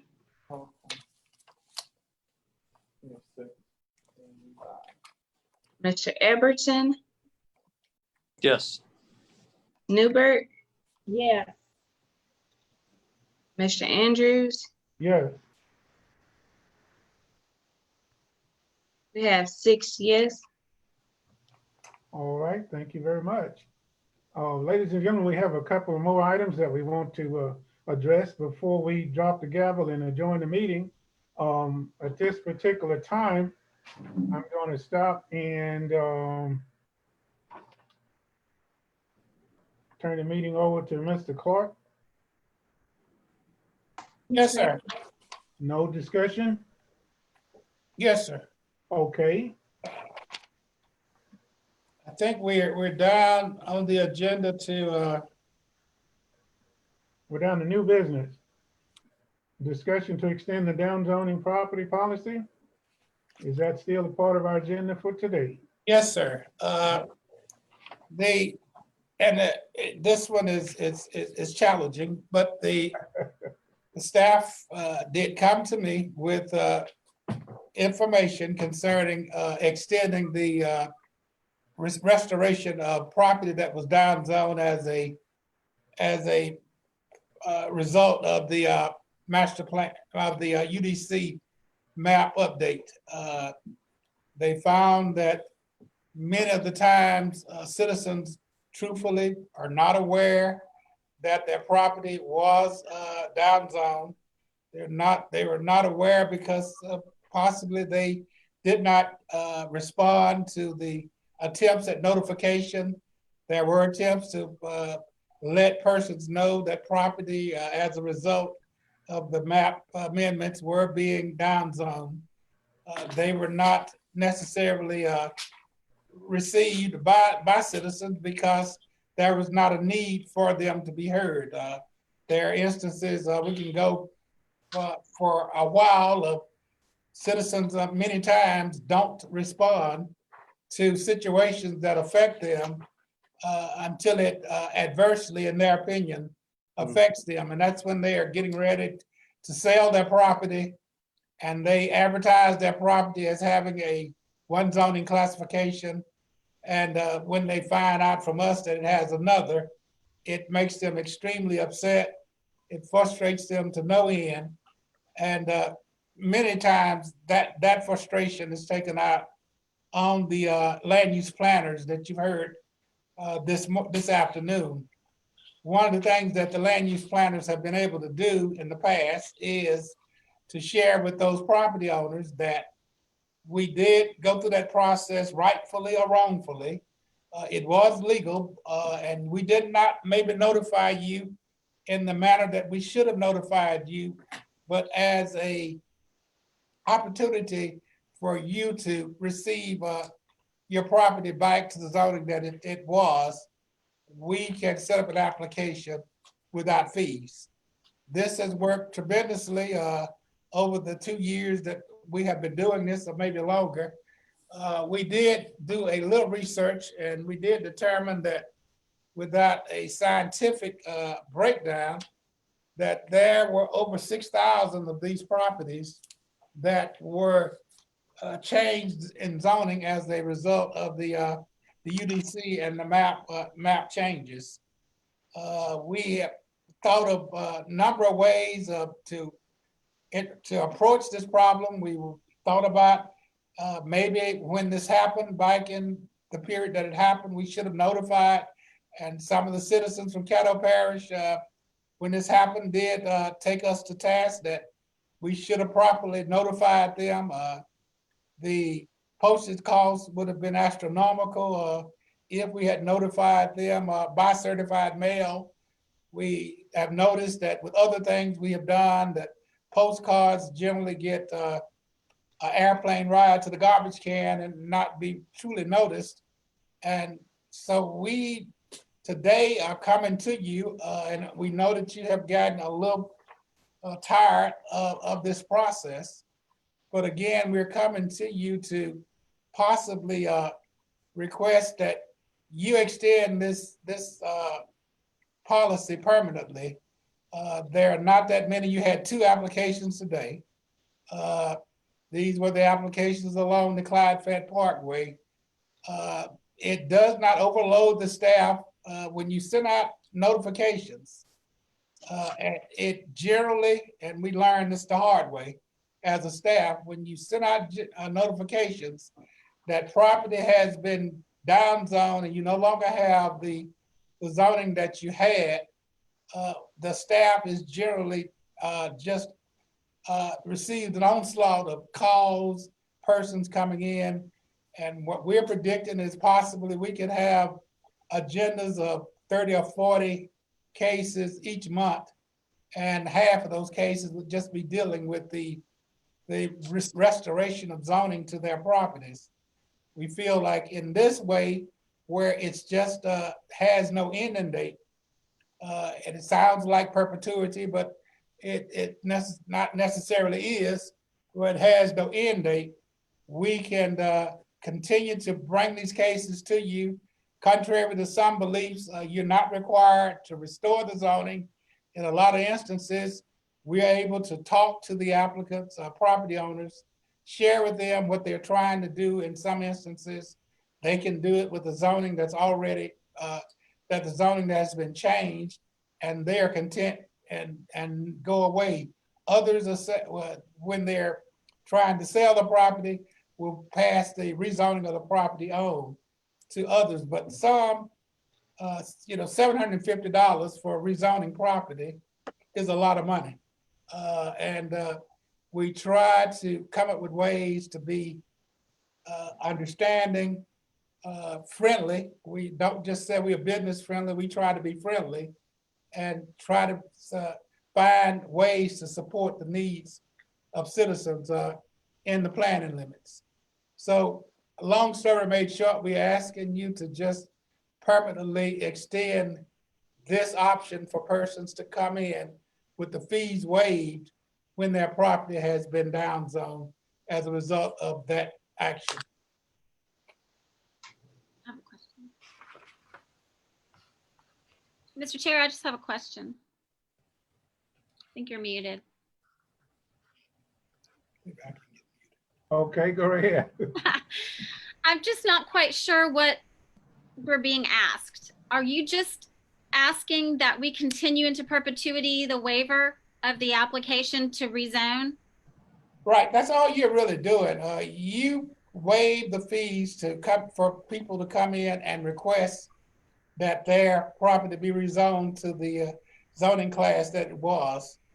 And okay, but you're not asking that there be an automatic, return or restoration of their previous zone.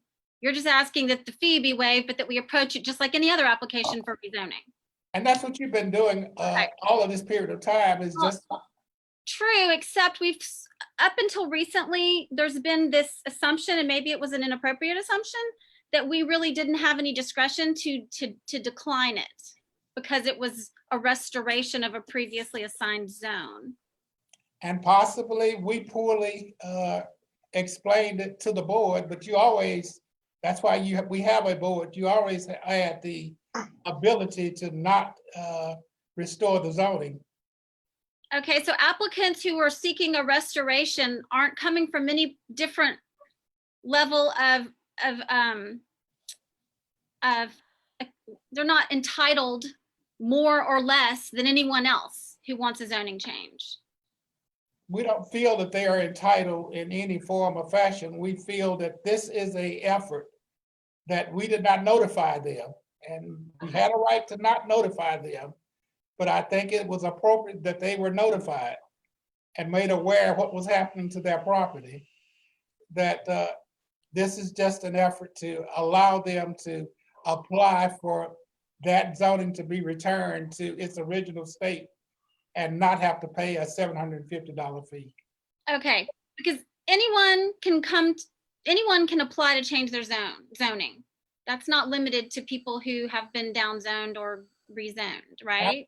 Absolutely. You had cases today where persons were requesting to change the zoning classification of their property. Right. Difference was that property was zoned one thing and we took no actions to take that zoning away from them. Okay, I'm just trying to make this crystal clear. So the only issue really is the fee. The fee. Once you boil it down, that's really all that you're doing is just extending this opportunity and waiving the fee for them to come in and request a review of what has been done to their property and ask that it's restored. Okay, thank you. If I may make a comment, ladies and gentlemen, I would invite you to reflect back to the January 2020 meeting Can anyone remember that MPC board meeting? Let me help you. The meeting room was basically full, and there were a number of people there with two agendas. The only agenda I'm talking about now was the fact that several of them, one lady in particular, was very vocal about this particular subject that we're dealing with. She swore up and down that she didn't know anything about it. But I only call your attention to that to see that there are several persons who have come to that determination as to the fact that their property was rezoned without them knowing it. I got a lot of calls at the beginning of the year, and of course we worked our way through it. I guess the catch to it right now is, can we agree to take the deadline time off and extend this thing and work our way through this to an appropriate time? Ms. DeMarteau, I see your hand. Yes, whether what we decide on this case or not, why don't we put a note or a line or something in their tax bills? Everybody has to pay taxes. Everybody has to look at that bill, whether it's emailed or whatever. But why can't we alert them through that? Why couldn't we work with whoever sends the tax bills out and put a notice in, so at least they'd be aware that their property has been downzoned? That is an option. I don't think it's the preferred option. I think it requires a whole lot of unnecessary effort on the staff's part, but that is an option. Well, it alerts them. They said they haven't been alerted. And you know, the problem is, we try to understand, you know, if they are not aware, and they are, once they are aware, they just have the opportunity to come in. Right. As if anybody else that wants their property, the zoning change, the only difference is they come in and the fees are waived. That's the only difference. Well, the fee, and I agree that the fees are waived. We did because it was decided approved by City Council and Parish Commission that this is what they wanted to do, is downzone the property. And I do think they have a right to be alerted. And they might choose to do something about it. And I think it would have prevent is having that January meeting where they said, you didn't tell me this, and getting all upset. I think it would minimize some of that. Even if we put it, you know, don't put a time date that they can't come in. Well, we can assume that they're gonna be upset, Yes. right? I mean, Yes. so it seems to me that if we're gonna go the step and not charge them the fee, then for lack of a better phraseology, then there's really no harm, no foul. I would take the position that it's incumbent upon them as property owners to know what's going on with their property. But if they show up to Mr. Clark's point, and we're gonna go ahead and waive the fee again, I don't see that we've harmed them in any way. Yeah, And I would be in favor of that. Mr. Clark, Mr. Clark, Yes, Chris, have you all discussed the potential of handling this back zoning administratively? We had that discussion and we realized we could not take your authority and the city council's authority away administratively. I'll comment on that. Chris, I was asking that same question because if there was an automatic right, which was kind of what we were looking at the first couple of years, if there was an automatic right to revert, I didn't see the point in having a hearing where we have no discretion. But it sounds like that's not the case. They don't have an automatic right to revert. And it is something that people should be able to come in and either oppose or support, because we do have the discretion to approve or deny it. It's a quasi judicial act. So you can't do that administratively. It has to go through the process of going to the board. Right. But if we were asked to go forward into perpetuity with automatic approvals of reversions, if that's what you were asking, Mr. Clark, which it's not, but if it were, then I would say, yeah, let's just do that administratively, because we have no discretion, but that's not the case, correct? Right. That's not what we are asking. We're asking you to just waive those fees, allow a citizen the right to come in and request that what they had be returned because they were not properly advised in their estimation, whether rightly or wrongly, that these things had happened, and waiving the fee. That's all we're asking you to do. Can I get someone to put that in the form of a motion, what Mr. Clark just said? I can try. Okay. But before I do, I want to make one other comment. The fact that they may or may not have received notice either directly or indirectly, is that going to weigh into the planner's evaluation of the zoning recommendation? Because it, you know, if we're going to support the UDC, obviously we want a fair assessment of their zoning, but just like we would anyone else's application, they shouldn't get any weight to the fact that theirs was reverted or theirs was down. Does that make sense? I'm not articulating. That makes sense. I'd like to say to you that, you know, the planner, I'm not myself, not Stephen, the planner is sitting there across the desk from a property owner that's property has been changed. And that has been changed, and whether we did it correctly, incorrectly, however it was done, in their mindset, and I learned this the hard way in months of dealing with citizens, in their mind, we took something away from them that belonged to them unjustly. And what happens to that planner is being able to say, you can apply for your zoning classification to be returned, and we are waiving the fee. In a lot of instances, eases the frustration and eases the retaliation on the part of that citizen, because that citizen feels that you care about them and that you're concerned about what has happened, and to what extent you can, you will try to make this whole. If we, you know, just sit it out on the water bill and they don't pay the water bill any attention, and we have the same situation, you will have citizens showing up in that mindset, feeling like they have been taken advantage of, and that planner has nothing at their disposal but to come and get me and have them to attack me, because I asked them, all attacks come directly to me. They should not have to be attacked by citizens. Or call your councilman or your commissioner, because And the councilman and commissioner further attacks me. All right, Ms. Cooper, you were about to make a motion? Well, I would move that we continue to allow property owners whose property zoning has been changed. Down zone. Down zone.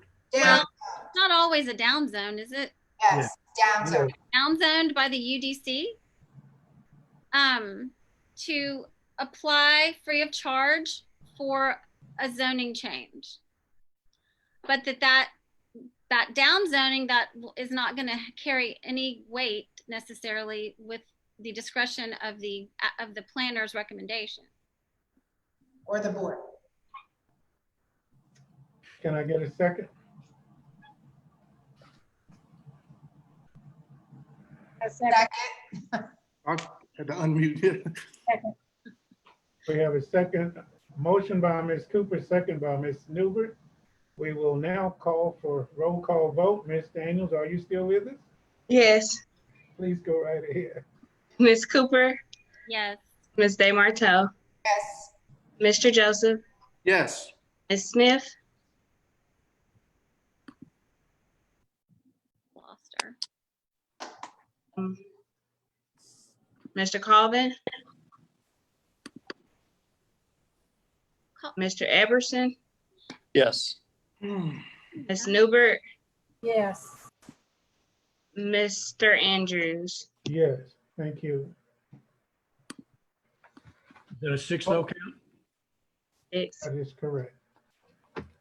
Did Ms. Daniel give you the results, Mr. Chair? Yes. Okay. We could not hear here. I'm sorry. Mr. Jean repeated it aloud for us. It's a 6-0 count, Mr. Clark. 6-0. Okay, we're still there? We're going to start this process, but we're going to, over the months to come, we're going to be much more involved. We're going to give you a master plan review from Adam Bailey to just give you an idea of where we are, what has happened, what has transpired, and where we're headed. Okay. You ready to go? Thank you, Mr. Clark. So hopefully you all received an email from Ms. Trant earlier today providing a link to a draft version of the master plan progress report. Notice I said this is a draft. The idea is for you as a board to review it and comment starting next month and even on the upcoming months, because we're going to continue with this process indefinitely. I want to thank my community planning team of Miriam and James. They did a tremendous job on putting this draft together. A quick timeline will let you know that this process started in November of 2019 when Councilwoman Fuller requested that the MPC draft a complete and thorough progress report of the master plan. So in February of 2020, we kick-started it with the anticipated presentation in front of you as a board in April. However, because of COVID, that initial timeline was significantly jeopardized, and we pushed back the presentation for obvious reasons.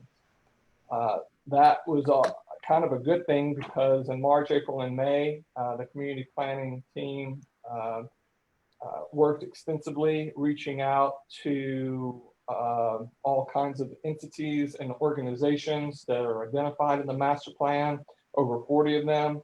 However, I will say that not all entities responded to our request for information, and I'll explain a little bit more of that later.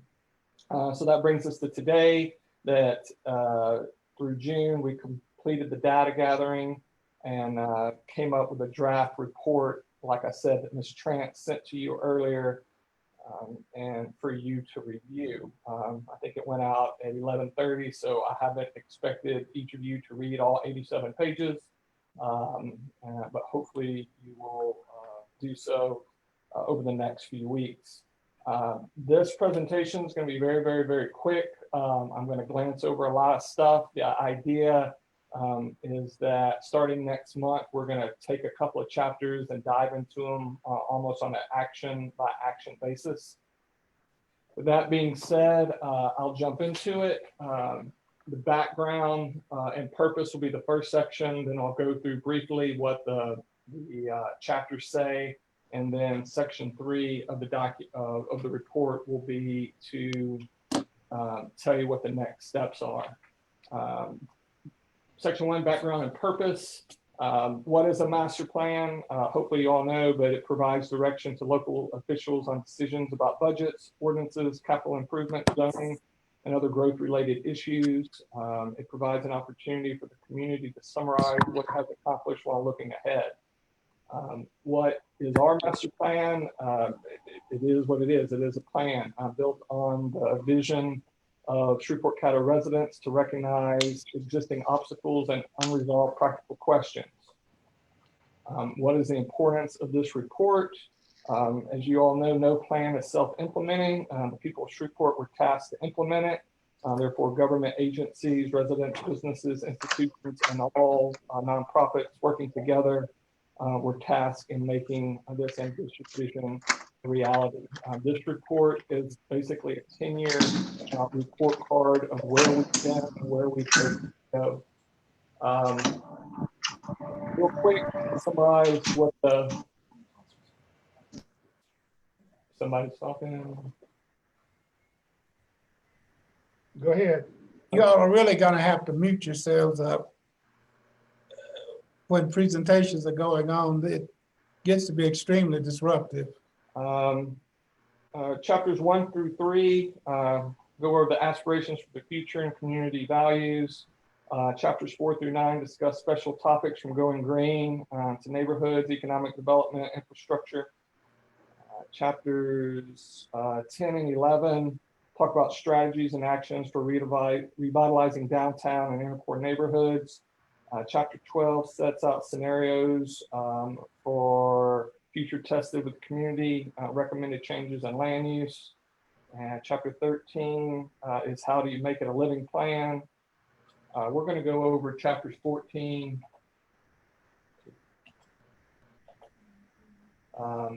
through 13. But this slide right here quickly shows who all participated in this progress report. Like I said, of over 40 entities that we contacted, these are the ones who were kind enough to respond. Section 2, like I said, I'm briefly going to go through chapters 4 through 13 and just kind of do a quick overview. This slide kind of shows both the short-term and midterm goals. So this is where we should be, in essence, that after 10 years, we should have completed all of the action items. There are 354 action items, 252 being short-term, 82 being midterm, and as the graph on the left shows that 20% is complete and 44 is in progress. By in progress, that means it's moving where it's supposed to, it's on track, or it potentially might have been started, but it's stalled. Unfortunately, 36% we don't know about. On the midterm, 17% completed, 46% on track, and unfortunately almost a third we don't know anything about. So yes, 354 actions, 57 total goals. If you flip through the report, we've broken it down into 5 areas to whether either the action is completed, in progress, on track, not accomplished, or no response. Chapter 4 of the 57 action items, 11% completed, 9% in progress, 19% on track. Actually, no, those aren't percentages, those are the numbers. I'm not going to get into detail on all of these because we're going to take maybe chapters 4 and 5 next month, or 4, 5, and 6. We haven't quite decided, but kind of go over them, each one of them, each chapter one by one. This one shows chapter 5, cultural and heritage. Chapter 6, living in Shreveport, the neighborhoods and the housing. Chapter 7, prosperity and opportunity. Chapter 8, getting around. Chapter 9, public systems. Chapter 10, the focus on downtown. Chapter 11, city revitalization efforts. Chapter 12, future land use. I would say that the majority of this has been started or completed mainly due to the Unified Development Code. Chapter 13 is how are we implementing the plan.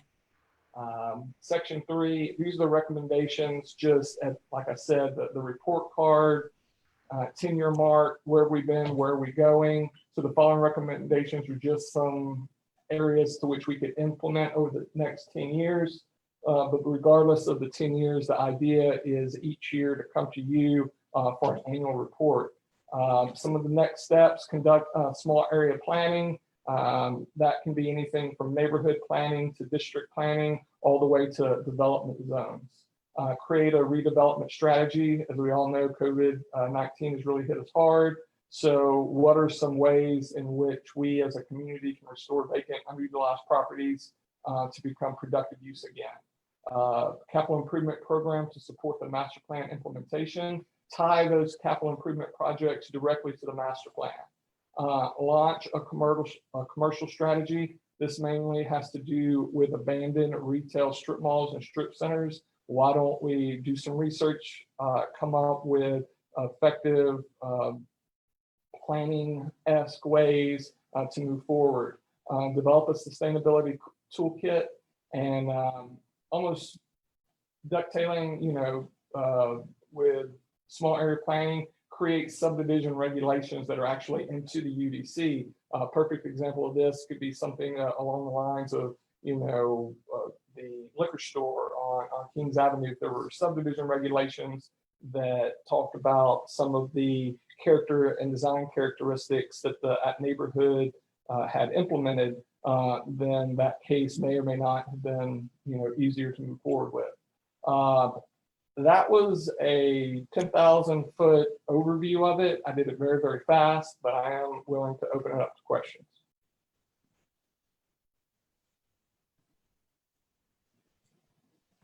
Ladies and gentlemen, you have any questions? Adam, you made it sound awfully palatable. I tell you what, that thing has been hard to get a bite out of to digest, and it looks like the way you're going, it's designed so that we can get a better understanding as to what's in the whole plan. Any comments or questions from other board members? Other than to say thank you very much. And Mr. Chairman, may I just interject? Yes, sir, please. This is just the beginning. I think that it is important for months and years, we heard nothing about the master plan. And like I was sharing with the staff that, previous years, previous planning commissions, we had midnight meetings where we were supposed to deal with long-range planning and strategic planning. And we have not been able to pull that together, and it's understandable.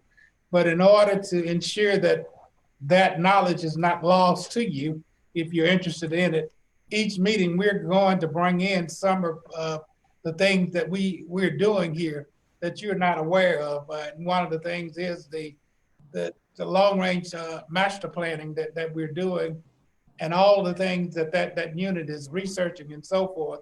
And like we said earlier, next meeting we will have some more information on the master plan and information about de-annexation. We are committed to providing the board with all of the information that we possibly can to make ourselves better, but more importantly, to share information with the board. So I thank Adam and the Community Planning Division for that report to you, but there are many more to come. Can I have some more comments? All right, please go right ahead.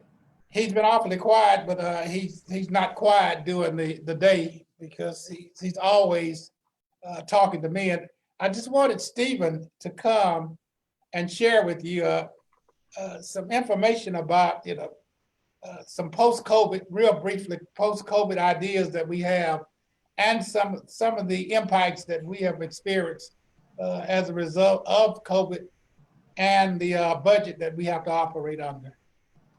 Okay, I got 4 things to go over, and we'll do them very quickly. I'll start with the COVID-19. Mr. Clark and I had a discussion, and as with many of our discussions, it turns into a project.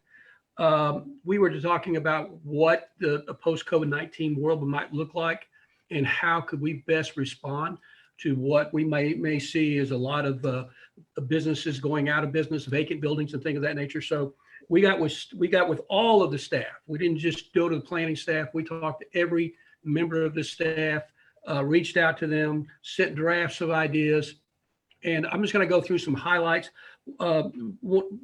Basically, some of the things that we're talking about, almost everything I'm going to talk about, if it's something that you want to move forward with, will be a code text amendment. One of the things that we thought that would be very helpful to move things quickly, because we're trying to get people into buildings quickly and try to remove obstacles to having those developments happen. One of the tools that we looked at was developing a new type of special use permit, which would be an administrative special use permit. We would omit, all the Highland restoration area.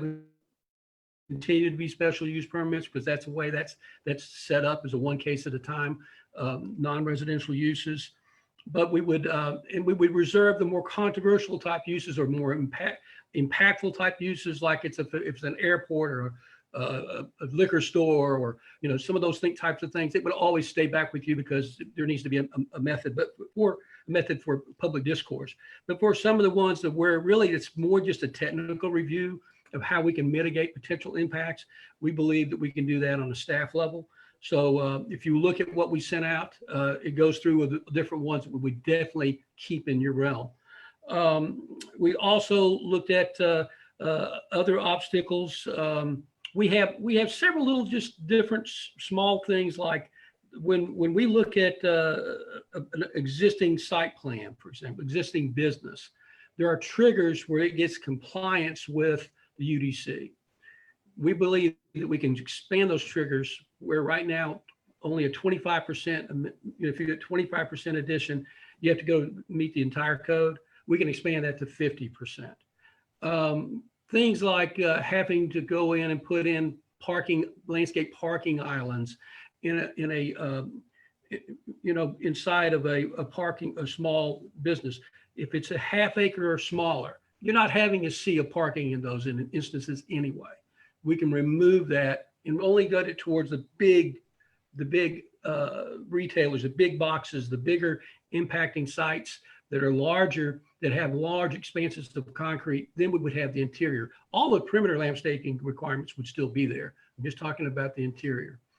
Where we have water irrigation requirements, we can expand those to where, we can say instead of a 50-foot hose, 100-foot hose. We can say instead of 1,500 square feet, if you're, we say 2,000 square foot is the limit. So all of these things are detailed in that report. I won't go into any more of them, but just it gives you kind of an idea. Some of this really is going to help our public relations. It's going to help our service delivery, and it's going to help make sure that people can get through our process in a quicker manner and be able to occupy buildings quicker if we look at those. So what we were planning on doing is let you look at that from the standpoint of this report, but we would bring that back as actual amendments in a future meeting, and maybe even as early as your next meeting. The other thing that I wanted to talk to you about was we had speaking of COVID-19, we had a budget reduction that came through the CAO's office, and it was ratified by City Council to reduce our budget by $40,000. The following areas where we took that money from: staff training. We had canceled because of COVID. We had a cancellation of the national and state planning conferences that also affected the board training. So we reduced the staff training by $20,300. We reduced the board training by $8,000. Board meeting expenses, because we're doing this and we're not providing meals, we're able to reduce that by $3,500. And legal services, just because we're not using them a lot right now, we're able to reduce that by $8,200, which came up with $40,000. The 2021 budget, we will be bringing that to you for a vote at your next meeting, August 5th. The budget is actually due to the CAO's office on August 7th. We will need a budget committee, Mr. Chair, to meet the week of the 27th, and we'll be contacting you about a specific date and time so that we can go over that before the board actually votes. And I wish that we didn't run so late that I could still have Jake Pallant here, but you saw Jake's face several times in meetings today. And at one time we had 4 certified planners on staff. We have 1 certified planner on staff now, and that's me. Well, now I'm not alone. Jake Pallant was able to pass his exam last Thursday. As you can tell, that kind of chokes me up because it's really dear to my heart working with these young planners, and they work really hard.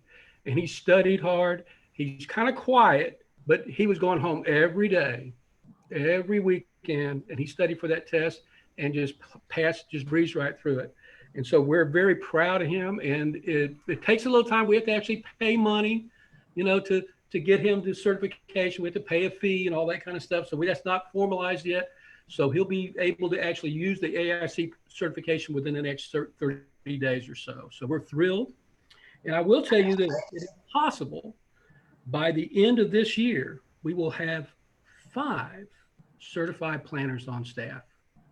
We have several that are in process. Alice She's already taken the exam and passed, but she went through a different path and she had to go through some other procedures before she can actually put AICP by her name. If you'll notice, it says candidate on her signature line. So Mr. Clark and I are just thrilled about that.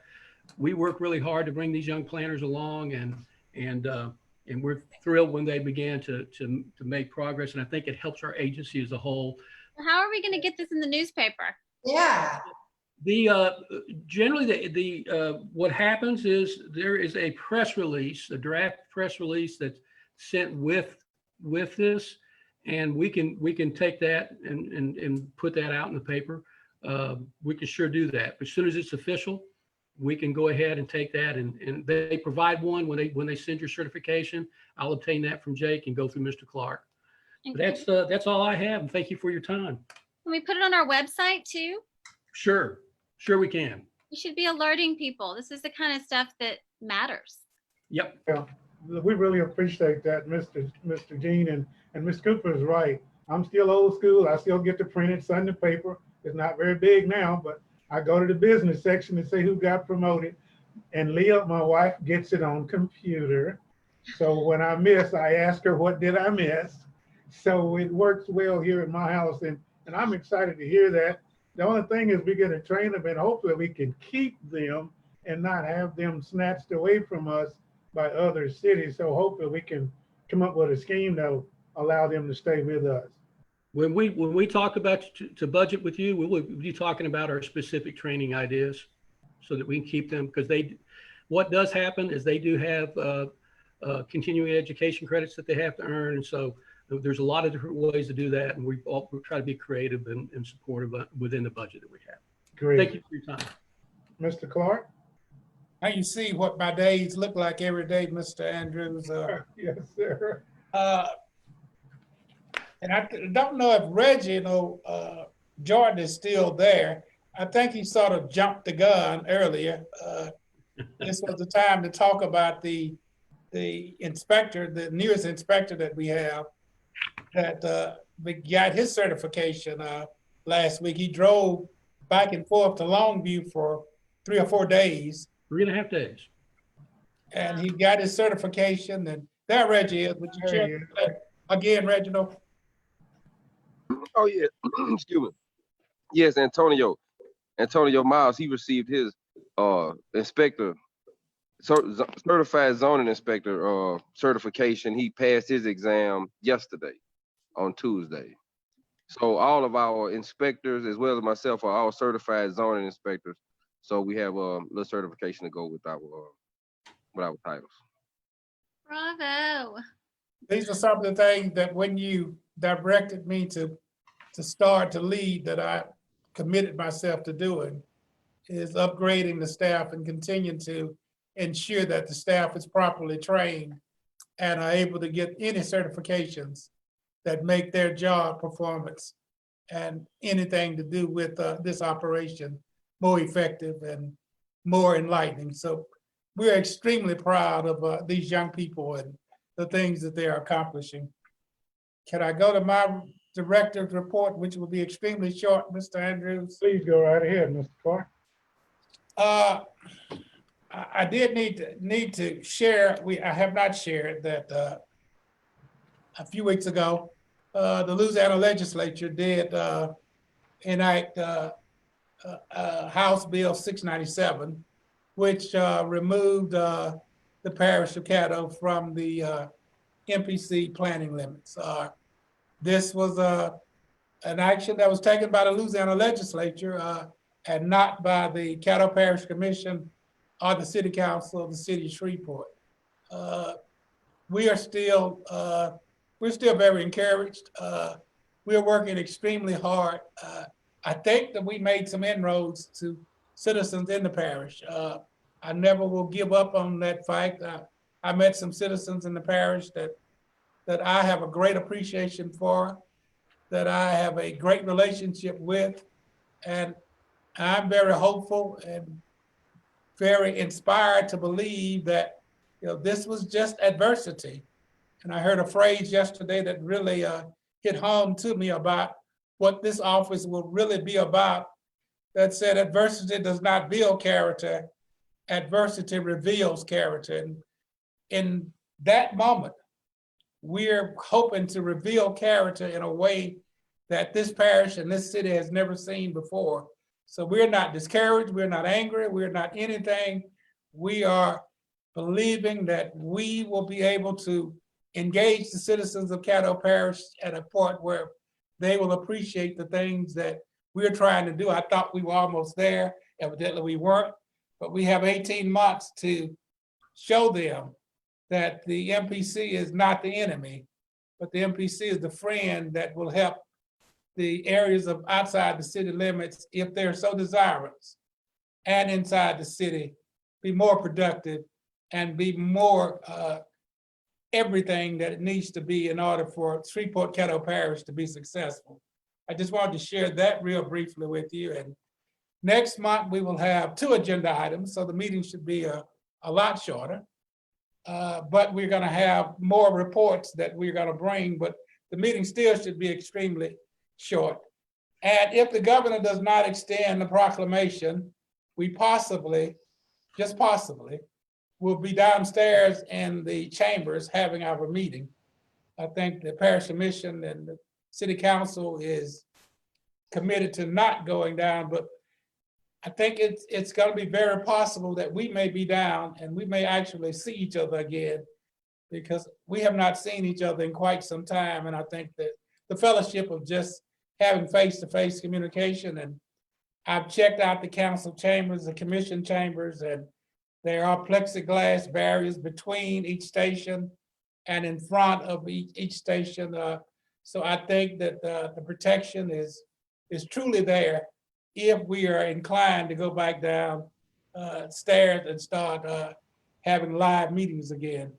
That's the only thing, is we have not figured out how to provide social distancing in the conference room to have meals. So you will have to, once again, provide your own meal until we can figure that out. And we removed a lot of that when we absorbed the budget cuts, but those are things still to be under consideration. But those were the things that I wanted to share with you. I think that you see that you have a wonderful staff. They do a very good job.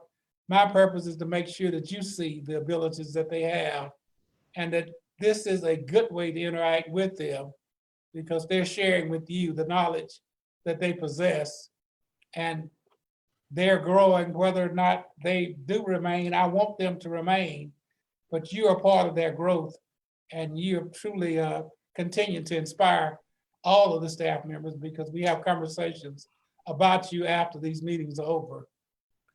Thank you, Mr. Chair. That's all that I have. I think that one other thing that I need to say is that the Master Plan Advisory Committee will be getting back together. We will be reaching out to those that were appointed to that advisory group. I think everybody remembers who they are. If not, feel free to call Emily and she'll get that information to you. And we shall be meeting August. We're trying to have our first meeting in August. And it probably will be a virtual meeting, but we're trying to have our first meeting in August to start that process again of having discussions. You're having discussions where we're presenting information to you, and then we can get information from that advisory committee that consists of parish representatives, city representatives, and MPC representatives. Now, Neighborhood participation plan. the neighborhood participation plan has kicked off. Show the postcard. Emily is going to show you the postcard real quickly as I'm ending. We have the capability to, if a developer is coming in and they are inclined to have a meeting with the neighborhood, we can notify the neighborhood that where the meeting will be held and the issues that will be discussed at that meeting. So we're excited about this. At a later date, I always said this to you for whatever it's worth, that if strongly encouraging does not work, we can always go forward with making it a requirement so that they can always share, because we still hear when neighborhoods, we've had some instances where neighborhoods were not aware what was happening, and when it happened, we took the brunt of the backside of what transpired as a result of them not being aware. So this is just an opportunity to make them aware of what's happening, give the developer or the applicant an opportunity to explain to them in detail so that they don't come down to your meetings and be upset when they only have 15 minutes to do an explanation. I think that's all I have, Mr. Chair. I'm not going to say another word. Well, my compliments to Miss Emily for that card. I remember we've had several discussions about such a method for notifying communities about what's coming, and we had to take a pretty good verbal lashing several times about why didn't we know it was coming. So hopefully this will be another tool in our toolbox to help us get past that. Any questions or comments from board members? I have one. Yes, please. I purchased a large amount of face masks some time ago, and I have approximately 250 of those left. I was wondering. Would you repeat it one more time? It's kind of hard to hear you. I purchased a large number of face masks some time ago, and I have about 250 of them left that are still sealed and sterile in the package.